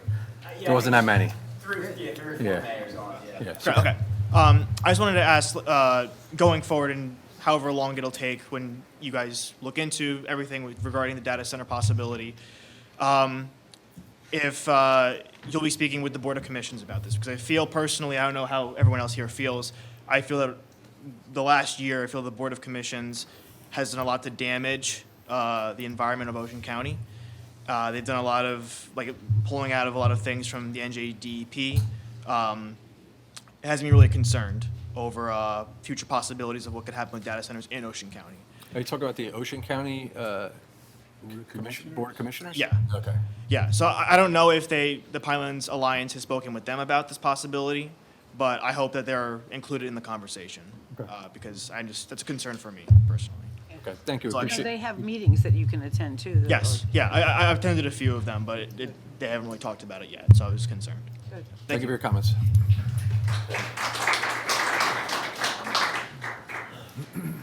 State your name, please. Owen Bros, B-R-O-S. Good evening, Mayor and Council. I'm a lifelong resident of Ocean County, and I'm here on behalf of the Climate Revolution Action Network, the largest youth climate organization in the state of New Jersey. Approving any kind of data center in Lacey would put the Pine Barrens at risk. There have been reports all across the country of working Americans drinking water being brown, muddy, and just downright disgusting right after a data center was built. Data centers also cause noise pollution in the form of a constant invasive humming. It's no secret that data centers cause Americans' electricity bills to spike when they are already unaffordable for working New Jerseyans. A data center in Lacey would literally destroy this town, making working people's lives unaffordable and would cause irreversible environmental damage. As discussed previously, voting to ban a data center west of the Parkway, it's a no vote. The DEP already requires that a portion of the decommissioned nuclear site west of the Parkway remains natural with an additional 3% being allowed to be turned into impermeable land. As New Jerseyans, we all live in the Garden State. We must be stewards of our environment and protect it against corporations that simply just want to make an extra dollar off of working Americans. I urge you to pass a data center ban town-wide and do not believe the lies of big tech. Thank you. Thank you for your comments.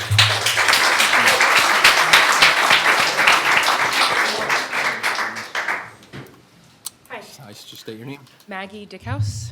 I can spell that. Okay. It's actually H-A-U-S. Oh, so yeah, I would have definitely got that wrong.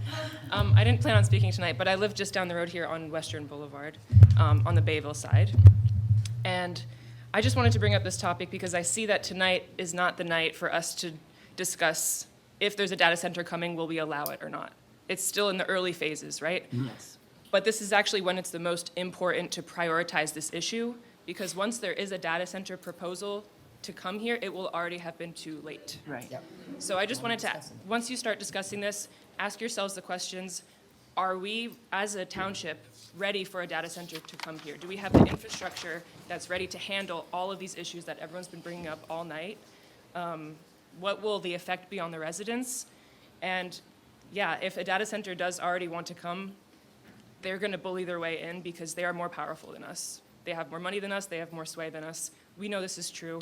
I see the people sitting on the board tonight, and I see you all as like very honest people, and I'm hoping that collectively the power that you have in your position in office will be able to have some kind of effect, but that will not work unless you are actually very decisive now. Because in the future, the decisions are already going to be made for us, right? So I just wanted to bring this up, that the priority is actually now, not in the future. Thank you. Thank you for your comments.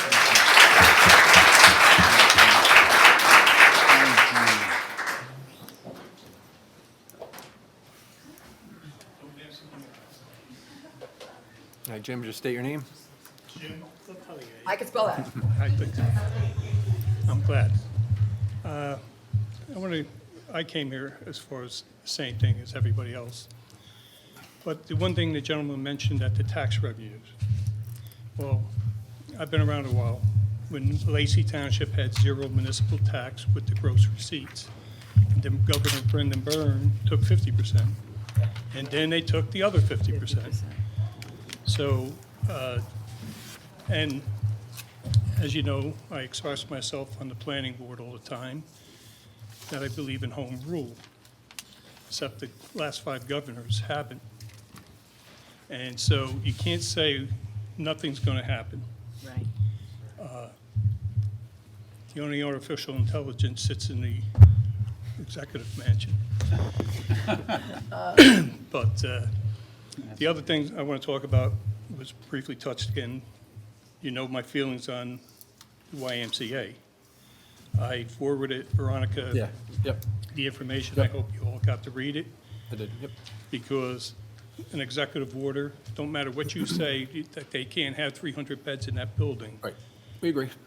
So watch out, because they're going to do it. I mean, even I didn't even include the work that the YMCA in North does with HUD, federal funding for housing. So there's a lot to think about.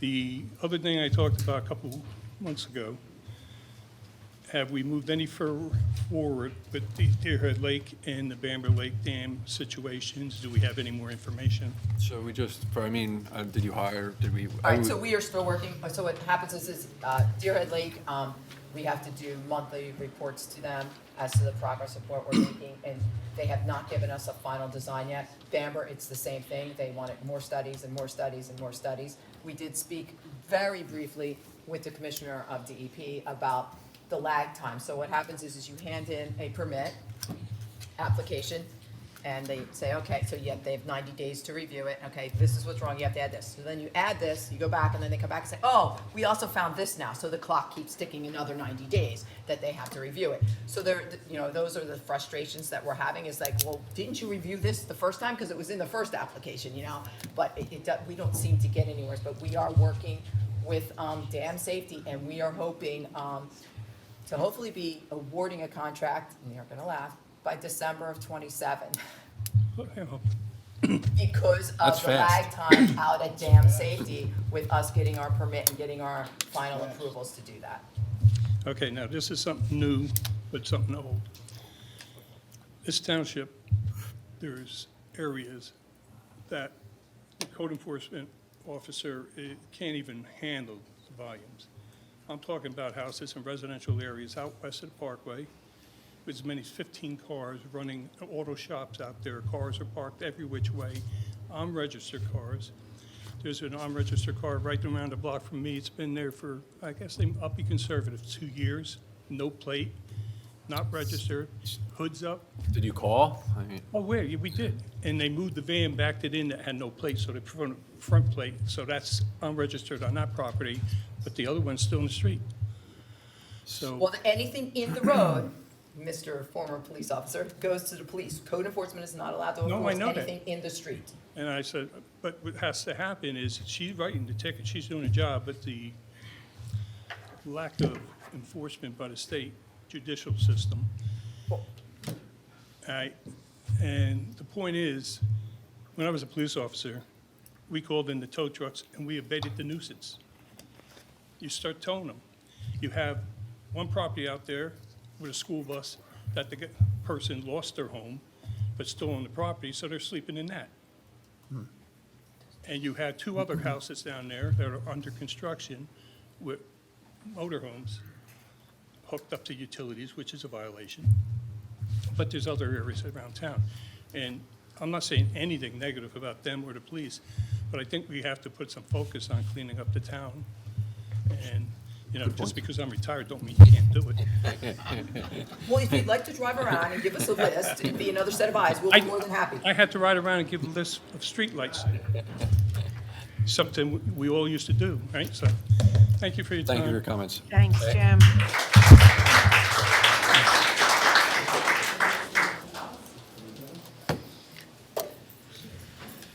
Please state your name. Rhiannon Yes. Mendez. I also have a separate issue that I just wanted to get some information on. In 2022, when New Jersey went from justifiable need to shall carry, the permitting fees went from $20 to $200, and 50 of that is to the state and 150 is to the town. So far in New Jersey, 18 municipalities have done a refund of that fee for the carry permit, and in Ocean County, Beechwood, Jackson, Plumstead, South Toms River, Stafford, and Toms River have done it, and Berkeley just went on with, instead of the whole 150, they're reimbursing 100 of it.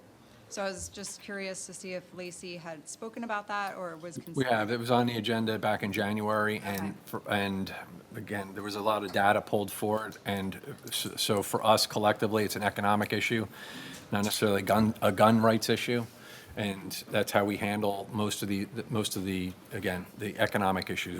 We're facing as an economic issue, and the cost to the taxpayers to do the background checks is considerable. And so right now, we're essentially have one person handling all the background checks, and it's a full-time job for them. Okay, So I do have extra data for it. I'll see you at the next meeting. I can show it to you. okay, thank you, appreciate it. Welcome. Thank you.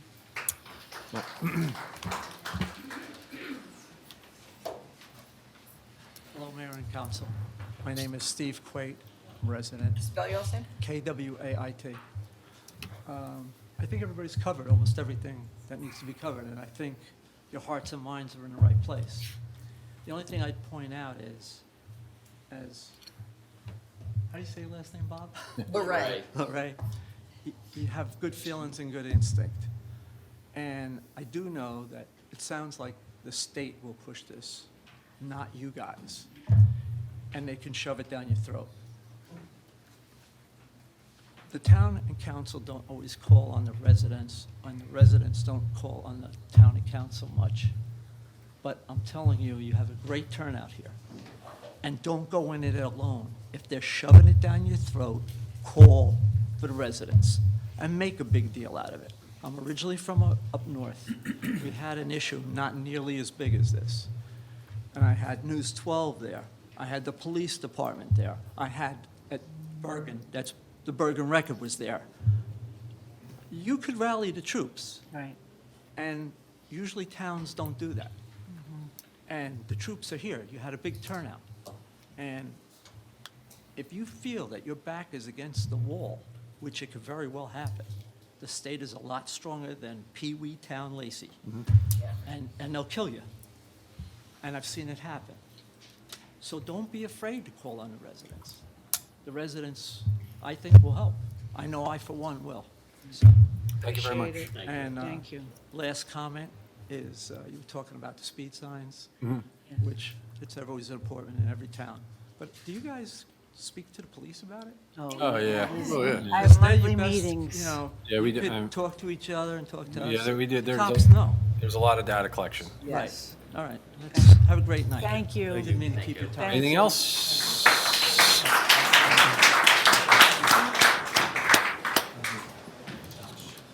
How's it going? Just state your name for the record. Josh Hahn. Yep. So I guess 2 questions and a comment, or maybe 3 questions. Just to prove that I was paying attention before, you had talked about the speed limit signs, the radar speed limit signs. Yes. So public asset, collecting data, do we have access to that as public data? So the one, you have to pay like a per sign, like a maintenance fee of $3,000 a year in order for it to collect the data per Okay. sign. So we did not enter into that agreement with that. The trailer, the movable trailer, we do have the data on that. The signs that we were looking at, again, price. So the cheaper the sign, the less, features it has. So like the $4,000 sign doesn't have those kind of features. Again, you have to pay an annual So- fee in order to be able to collect and store the data. It has the features, but it's a subscription plan. Right, Okay. yeah. But our trailer already collects that data. Yeah, our so- trailer collects that. So that data Mhm. is public data. Is it available to the public? I don't know. I'm That's not public. sure if it's public, Yeah, I'm is not- it, Mr. Connors? I wouldn't think so, no. No, I don't So- think it is public data. It's township-owned property, collecting data on people in the town. Well, not We'll on take it to people, him. on the speeds. Okay, yeah, correct. It's not personally identifiable. At the town It's- or Oh, sure, of course. I'm not sure I understood the He's asking nature us- of the question. so the data Are that's- you considering it as an Is there- operable? I guess, yeah. Is there a way that a resident of Lacey could get the data that is collected? If from- we maintain that as a record here in Lacey, then yes. The answer is yes. I guess you'd have to submit an Oprah request. We're not required to, but if we do, you would be able to achieve it through an Oprah request. 'Cause I'd be interested on like the counts of traffic and then also the speed of the traffic. I'm not looking for license. Yeah, so I mean, This is what you get from the flock cameras. I actually got one today for Lacey Road East, so I have it. I mean, the data from the police station. So now whether that's, I don't know who's allowed to get it. I don't know. I got it from the chief. So I can't, Yeah, we, certainly it- our office take a look at it. If you make an Oprah request for it, Okay. we'll take a look at it. Second item question. The presentation that you attended from Jason was to kind of get you into leaning to support the data center ban. west. That was the That presentation. was the presentation, that was the idea behind it. Mhm. So it wasn't to influence you pro data center. No, yeah, Okay. yeah. The land west of the Parkway is already protected. Right. Mhm. We don't have any current plans to expand west of the Parkway. Correct. Then, is it a matter of great deliberation where you would not just say, get that out of the way? Well, Vote so- tonight, say nothing west of the Parkway. Yeah. Data center ban west of the Parkway. That shouldn't be a huge discussion, because all those other things are already in place.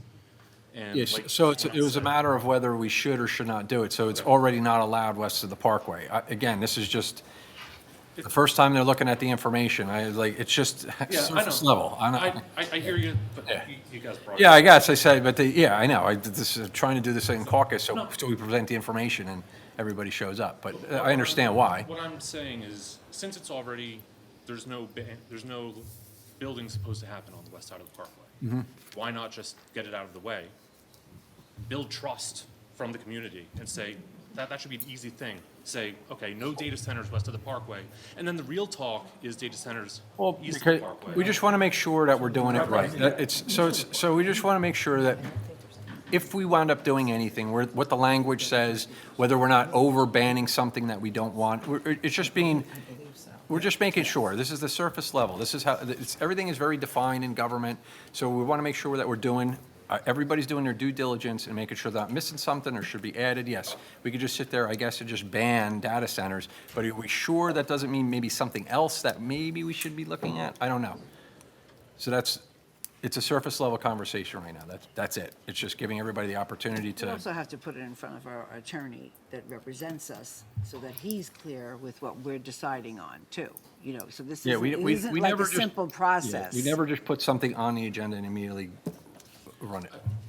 I think. And it's possible it has to go before the planning board as well. Yes, it does, because it would be a So- zoning change, so it has to go before. Right, and And environmental commission would also have to weigh in. Now, I don't know, because I haven't looked at this, this is the first that I've been seeing this, okay? Unless the code, the existing zoning code in the township, which would govern zoning east of the Parkway as well, permits, as a permitted use, data centers, the state of the law in New Jersey is, unless it's a permitted use, it's not permitted. Right.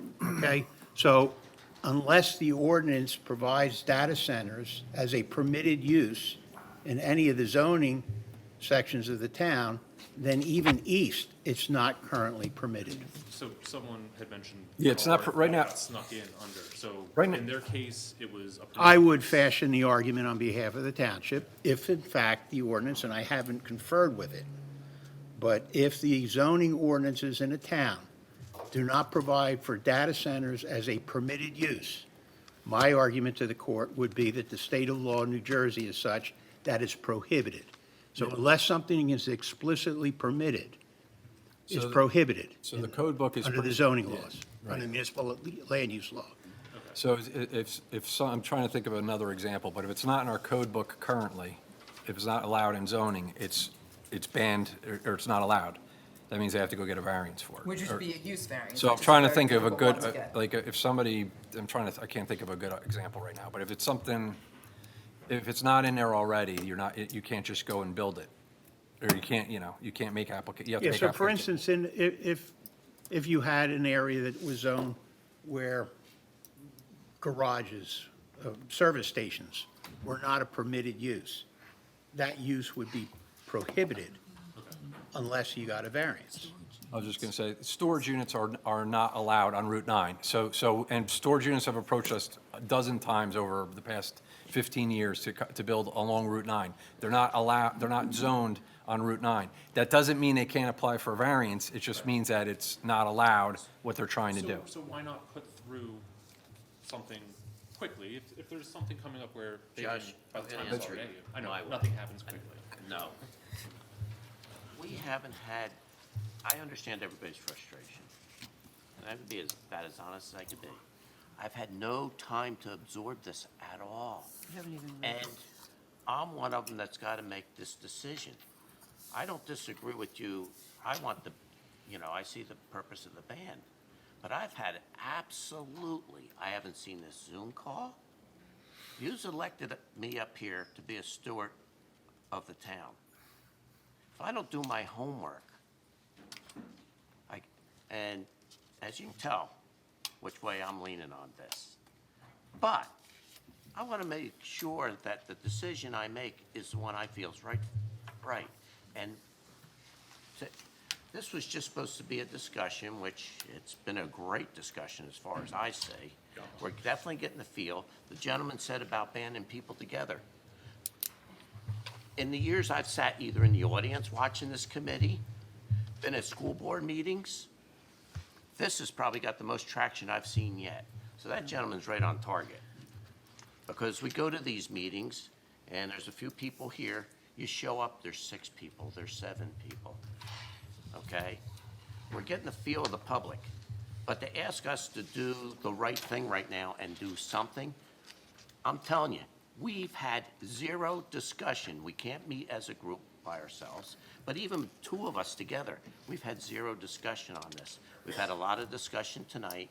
That's why I said let's table it to maybe next month or wherever or whenever it comes up, whenever we can get it back on the agenda, because we need time as elected officials to absorb what everybody has said, the information, and we may not all be on the same page. I'm just speaking for myself. I want to make a decision, but I want to be confident in the decision I make.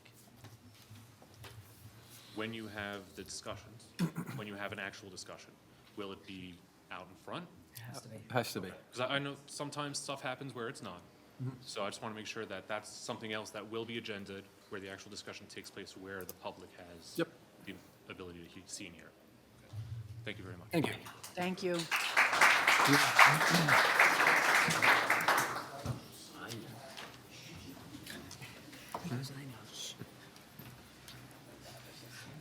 Just please state your name. Yes, I forgot to last meeting, apparently. We knew who you were. Right, right.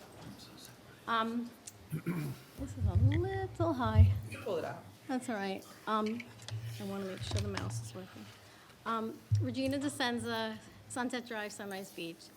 The new township website is taking some getting used to, and I hope everyone avails themselves of the details provided on the YMCA proposal. So many questions still loom about the project. If it's free and not costing the taxpayers, then maybe okay. But there's still no infrastructure to support this endeavor, and we haven't heard anything about it. I believe a few people said last meeting the town would be better served by a new state-of-the-art police station. We keep hearing about how the current police station barely functions, yet there has been no move to remedy this situation. The discussion about data centers. Absolutely not. That's an absolute no. We already have enough trouble with adequate electricity for the residents in this town. People are getting generators constantly because no one can trust our electric flow anymore. Every time I ride my bike, I see more generators in my neighborhood. Our township electrical infrastructure is outdated. Since Hurricane Sandy, I've asked JCP&L to replace many transformers that could date back to 1950 in Sunrise Beach. Some of them were replaced, but not all, and during the last few snowstorms, we could hear transformers blowing. They sound like fireworks, and then the lights dim. Desperately needed is an update to the township master plan. When will the planning board begin this task? It is extremely important now more than ever with this data center stuff. That has to be banned, and it has to be banned airtight, okay?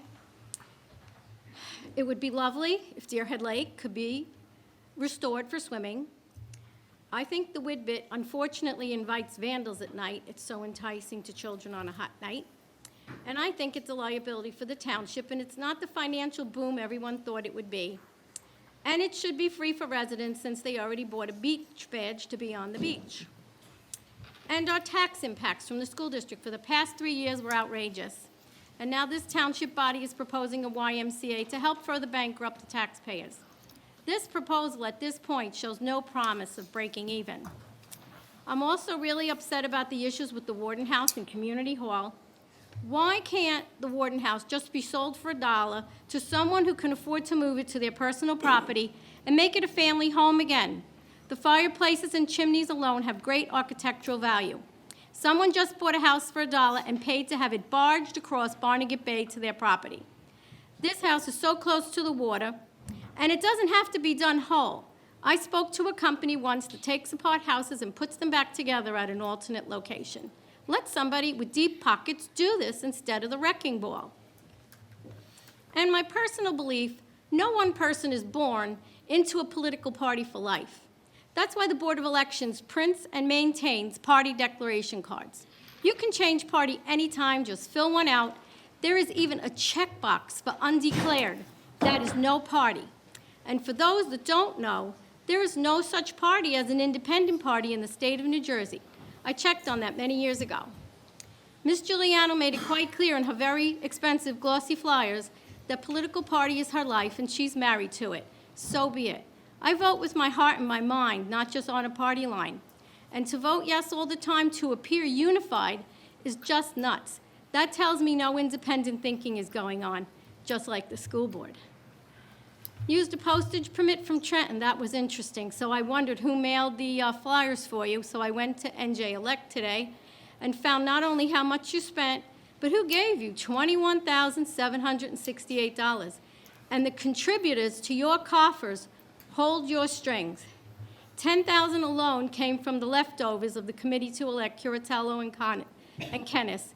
And here's some contributor lists from the electronic reports on NJ Elect. This one was filed on May 22nd, that was the most recent, showing the $21,768, a couple of expenditures, which were the flyers. And money came from a Megan Bennett, a Philadelphia attorney, and T&M Associates, we all know who they are. And some more expenditures on a May 4th report, or rather contributions. I don't need to look at the expenditures. Mr. Brady and Kuntz, Brian Rumpf, $300 each. Anthony Capaccio, local labor. You're going to have to come back up. I'll come back up, I'll finish. Anything else from anybody? Come on up, or, yeah, come on up.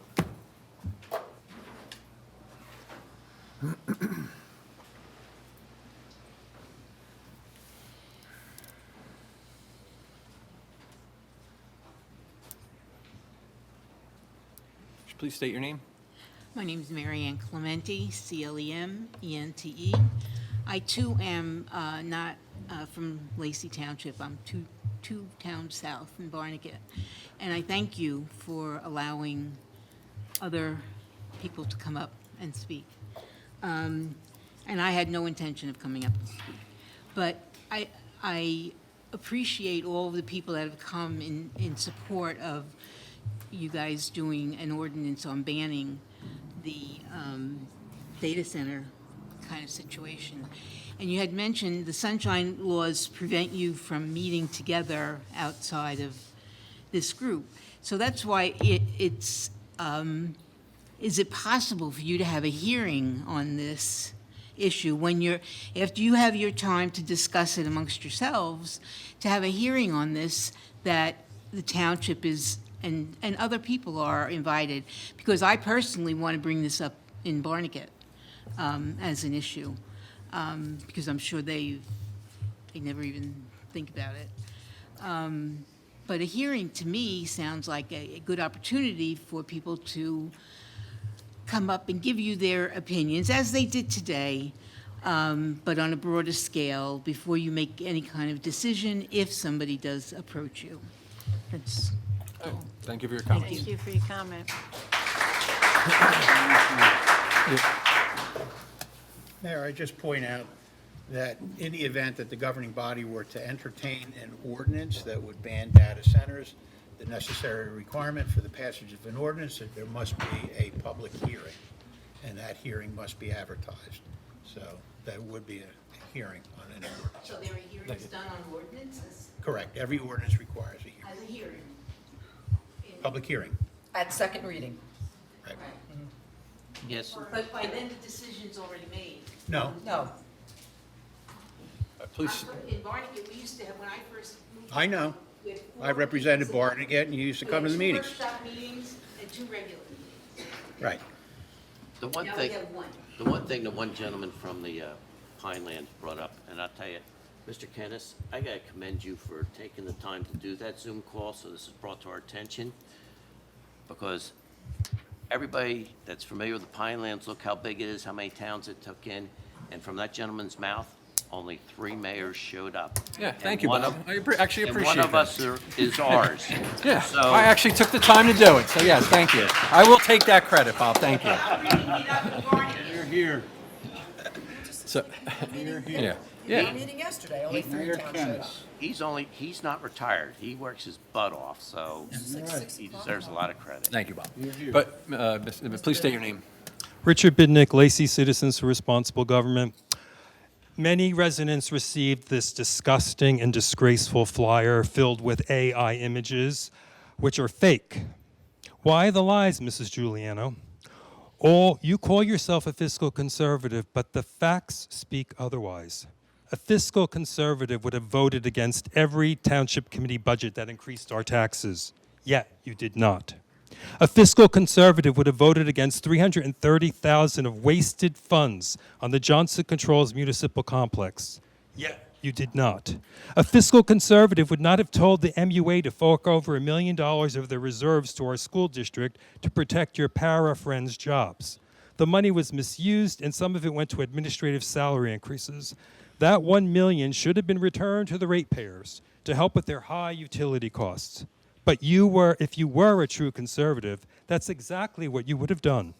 Sadly, the MUA had to publicly state at a recent township committee meeting that they would never give another penny to our schools because of the misuse of funds. Another example of mismanagement. A true fiscal conservative would have been standing up for the taxpayers concerning our dreaded school district's extreme tax increases over the last 3 budgetary seasons. Yet you did not. A true fiscal conservative would be speaking out against the proposed $96 million YMCA, knowing that the financial burden would be too much on our already overburdened taxpayers. Yet you've remained silent. When asked at the township committee meeting, what have you done to make life more affordable here in Lacey for the citizens you are elected to serve, you did not answer. This question, instead, you made some statements of what you feel your role is. May I remind you, Ms. Giuliano, fiduciary responsibilities are about being accountable for every tax dollar that you receive. Raising the taxes year after year and going along with it is not what a fiscal conservative does.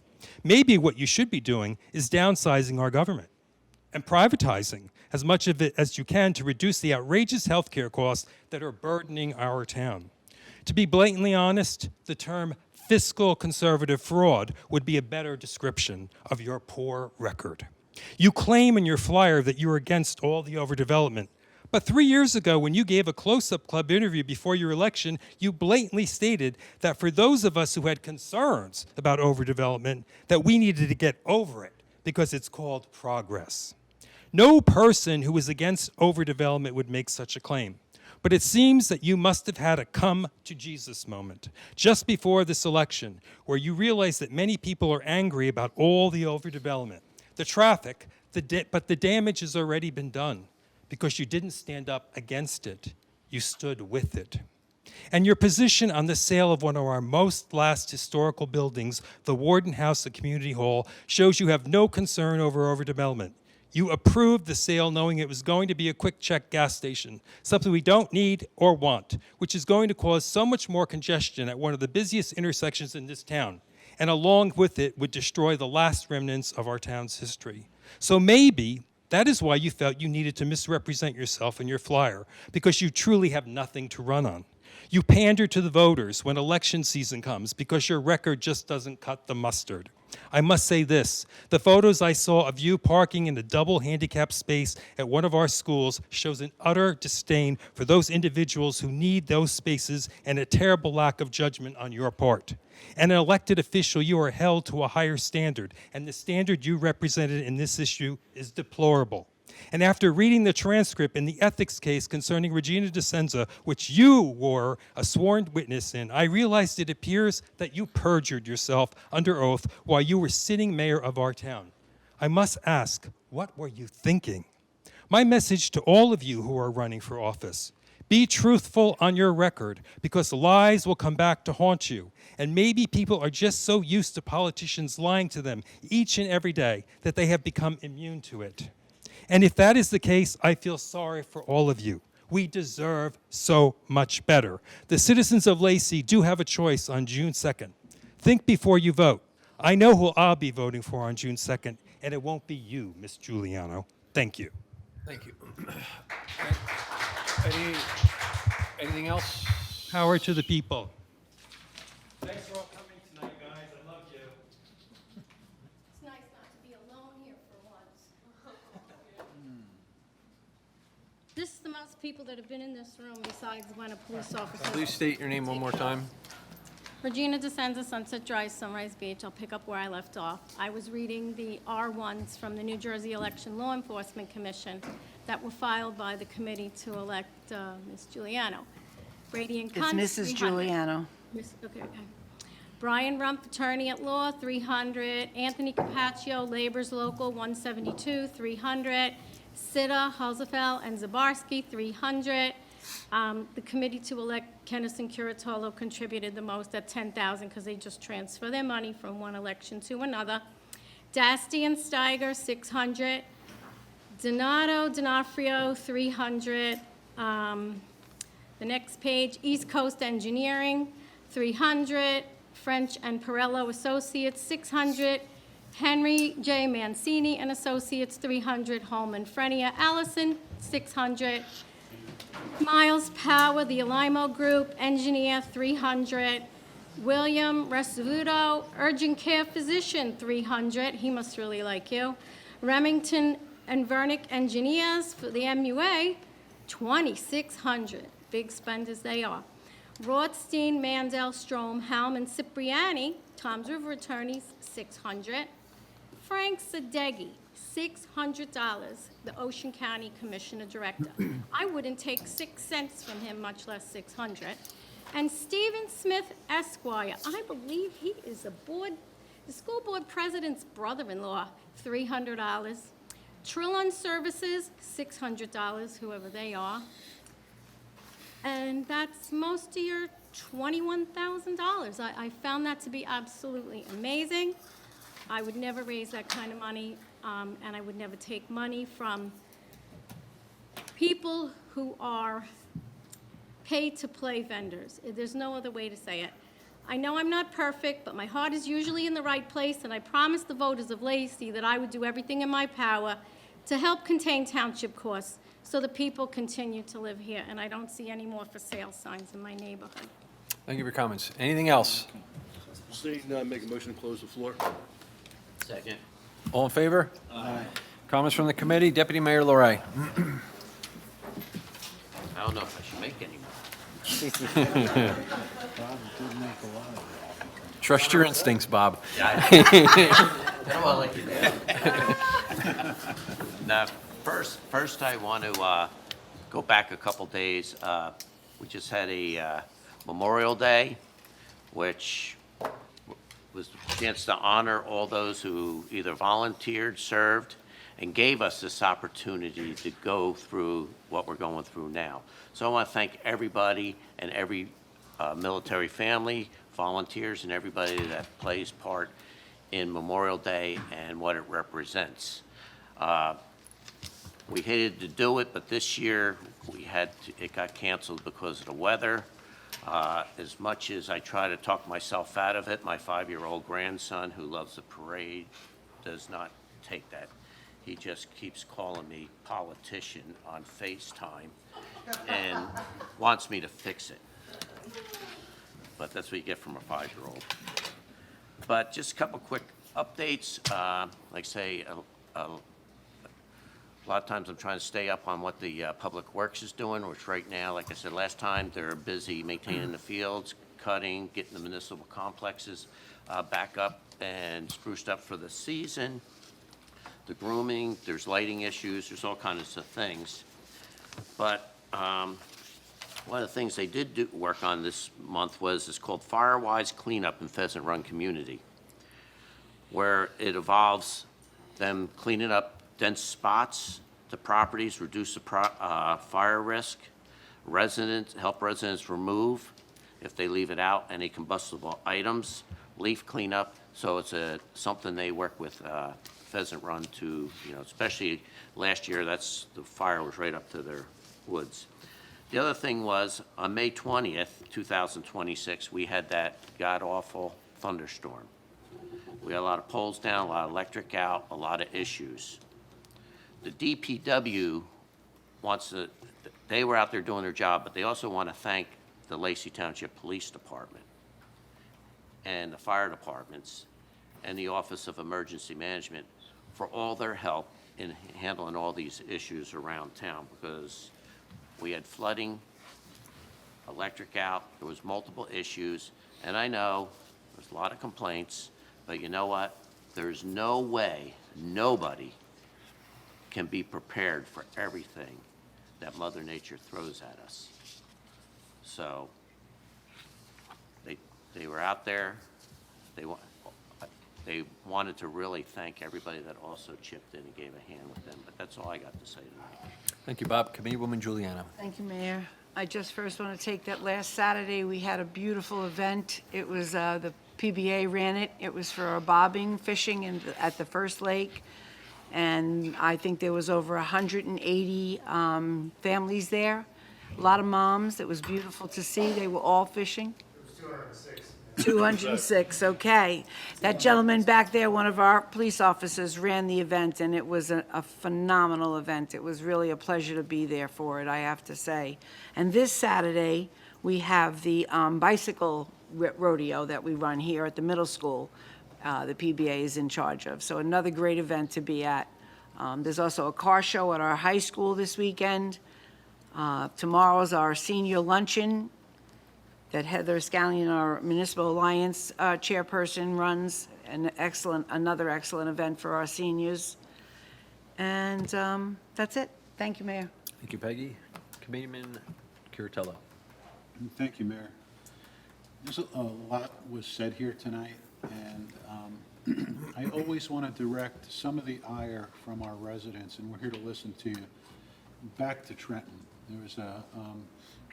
There was a gentleman over there who talked about the dredging.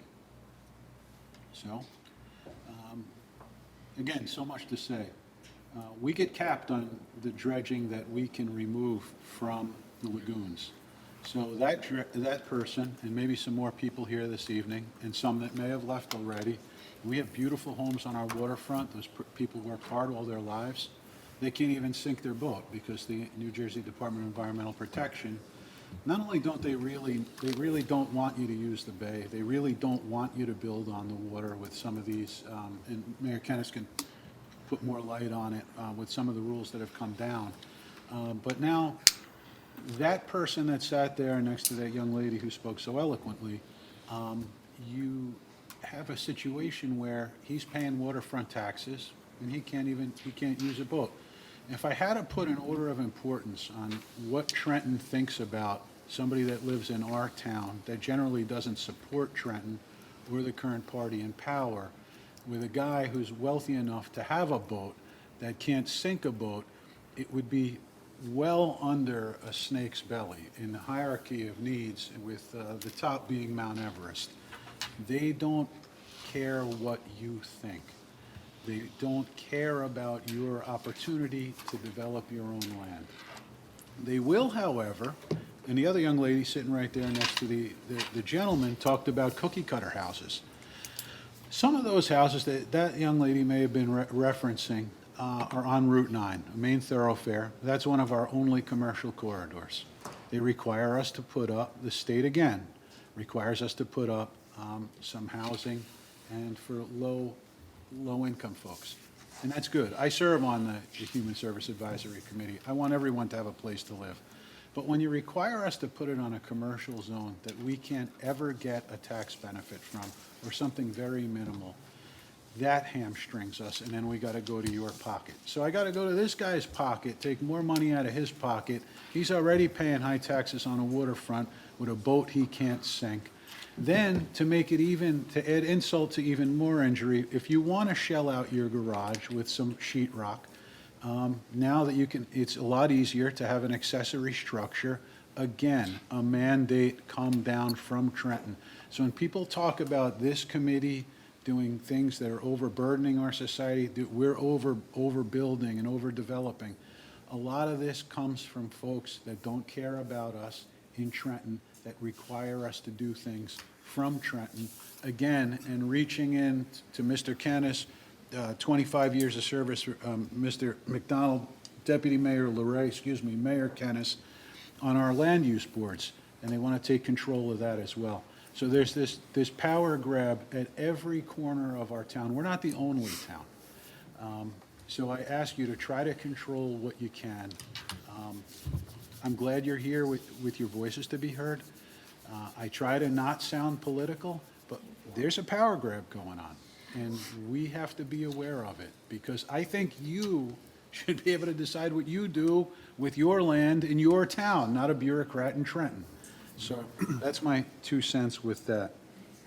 I will say thank you to Caffrey's and Senator Romano in the 9th District. We were at Caffrey's this past Saturday for Tunnel to Towers. And that's another unbelievable organization that helps house and take care of our veterans. Had an opportunity just to shake some of those veterans' hands. I'm a civilian who is fortunate enough, thanks to the colleagues up here, to put me in that chair every year to be liaison to our Veterans Commission. Again, if you're a veteran, call 693-1100 and come to some of our meetings. Lastly, I'll talk about something that is ceremonial, but it was important because it ushers in our tourism season. It's our largest group of income here in the county. So as part of the Unlock the Ocean campaign, we spoke on the boardwalk with state and county officials, Board of County Commissioners, and then Mother Nature decided to drop 72 straight hours. So I often said, so here's a little sidebar. Well, I said, what about 4th of July weekend? Independence Day weekend is a big deal. It's a big deal. However, I was informed and educated, if anybody had to choose that owned a business, it's always Memorial Day, because as I was informed and educated, Memorial Day always falls on a Monday. So it's a solid 3-day weekend. And to make that up, when you have about 6, 8, 10, if you're very lucky, marginally good weekends in a season, it's going to be a hell of a difficult thing for our county and our town here. And our town here suffered too with that weather, because a lot was canceled, a lot. Our parade was canceled. So I want to appeal to Mother Nature. Maybe we can pass an ordinance, Mayor and Councilor, Senator, for her to be nicer to us. So thank you, everyone, for coming out tonight. Thank you for the extended time, Mayor, and thank you, Pete. Thank you, everyone. Commissioner McDonald. Thank you, Mayor. Couple of things here. Memorial Day. That's a tough day in my house. Because of my brother.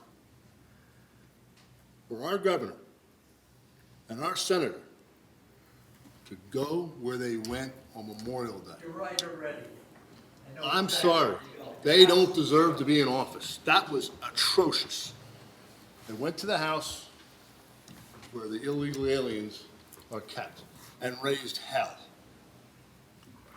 Think about this for a second. Andy Kim, Senator Kim, has always said he was in the military. There's a dispute on that, whether he served in Afghanistan or not. There's no dispute about the governor being in the Navy. These are 2 military vets who did not honor Memorial Day. Are you kidding me? All right, that's my beat for today. So, I too went to the fishing by the PBA. What are 200? I think you guys shut it off at 250 registrations, didn't you? We capped it at 250. I ended up with 272. 206 showed up. Right. And I went, obviously, because I was here, but my 3.5-year-old grandson was there. And while they didn't catch a fish, he had the time of his life. I was standing there, and my son said, Logan, I said, Declan, get another worm. And he walked over to the worms, and the big one, he goes, Mac, you picked that up. I'm not picking that up. So I picked it up. I said, put your hands together. Put his hand, and it was running all over his hands. He goes, oh, this isn't too bad. So he was fine with that, but it was a great job. Okay, I also was at a family function, and a gentleman by the name of, you probably all know him by the name of George Rod was there. I am semi-related to him through his daughter married my brother-in-law. So we're out there, and we're talking about the Wharton House. He and then Teddy Hutler were on the township committee, and they were the ones that pushed to move it. And George says to me, he said, they didn't find out until afterwards that his historical value was worthless once they moved it. And they said, George said to me, had we known that beforehand, we never would have spent the money to move it. So that's the two guys who pushed to move the Wharton House. All right. I got a few things here. And I got curious because there's been a lot of talk about our taxes here in town. And it's primary season. Feels like a safe thing to talk about. So I called our CFO and I said, I want the last 5 years of just the municipal tax rate increases over the last 5 years. I don't want the libraries in there. I don't want the counties in there. I don't want open space. I don't want any of that. I don't want the school boards. I want Lacey Township municipality. So she sent it to me. Let me see if I can get this a little bigger. My eyes aren't as good as they used to be. 2022, 1.4 cents. 2023, 4.9 cents. 2024, 2.7 cents. 2025, 0.3 cents. I'm sorry, 3 cents, excuse me. And 2026, 4.3 cents. And I had been talking to the mayor last night. We were shocked. And we pretty much know what the numbers were because, figure it out every year. But to look at these numbers in a 5-year span, this committee has done a wonderful job. Not as low as we'd like them. I know Mr. Larray would like zeros. I'd like zeros, but that's not the big. So again, did a pretty good job. Thank you, Tim. And if you were coming up here to the meeting, there was an accident down the road here ways and one out in front here. It's nice weather, people get distracted. Concentrate on driving, please, please. Concentrate. And I'm starting to see a lot more of these electric bikes out there. And these, they're crazy. These people driving those, they're nuts. They're in and out of traffic, and some of them, okay. And on Tuesday, you have a duty, as far as I'm concerned, to vote. Vote for the candidate of your choice. And be careful now with this ballot. It is different than the other ballots you've seen. There's no county line or party line anymore. Just make sure, take your time. Take your time in that ballot booth and make sure you vote for the candidates you want and you get all the candidates. Because if you got the sample ballot, you got here, you got here, you got over here, you got down here, you got all over the place. So just take your time, make sure you vote for the candidate of your choice. Mayor, that's all I have. Thank you, Tim. Okay, last 2 weeks. So me and Bob attended the Fish Hawks Award Banquet. That's a fishing club based at the Elks Lodge. They support and donate to the food bank and do a number of other things for the community. So we always, try and just thank all those volunteer organizations. The American Legion and the Boy Scouts does a flag placing ceremony at Good Luck Cemetery on the Friday before Memorial Day weekend, and they have the Boy Scouts place flags on the veterans' graves, and so I'm just thankful that the Boy Scouts are, that the younger generation is still learning the importance of the sacrifices made by those veterans. Our parade was rained out on Memorial Day, but we do have a small ceremony downstairs in this basement, and I'd like to thank the Veterans Commission for putting that together at the last minute. Veronica contacted the DOT to try and adjust the timing on Route 9. This has been an ongoing issue, especially south, so we're asking them to address the timing of the signals from Lacey Road down, I guess, through Waretown. We'll see if they do anything. It takes a long time. And finally, yes, I was yesterday, Ed Podosnak, did I say that right? He's the acting commissioner of the DEP. Yes. He's acting commissioner of the DEP, and so I was one of 3 mayors that was at that meeting. And I imagine, and it was only in Toms River, but I'm surprised that there wasn't, there should have been more people there. I would imagine that the invite went out to all shore mayors.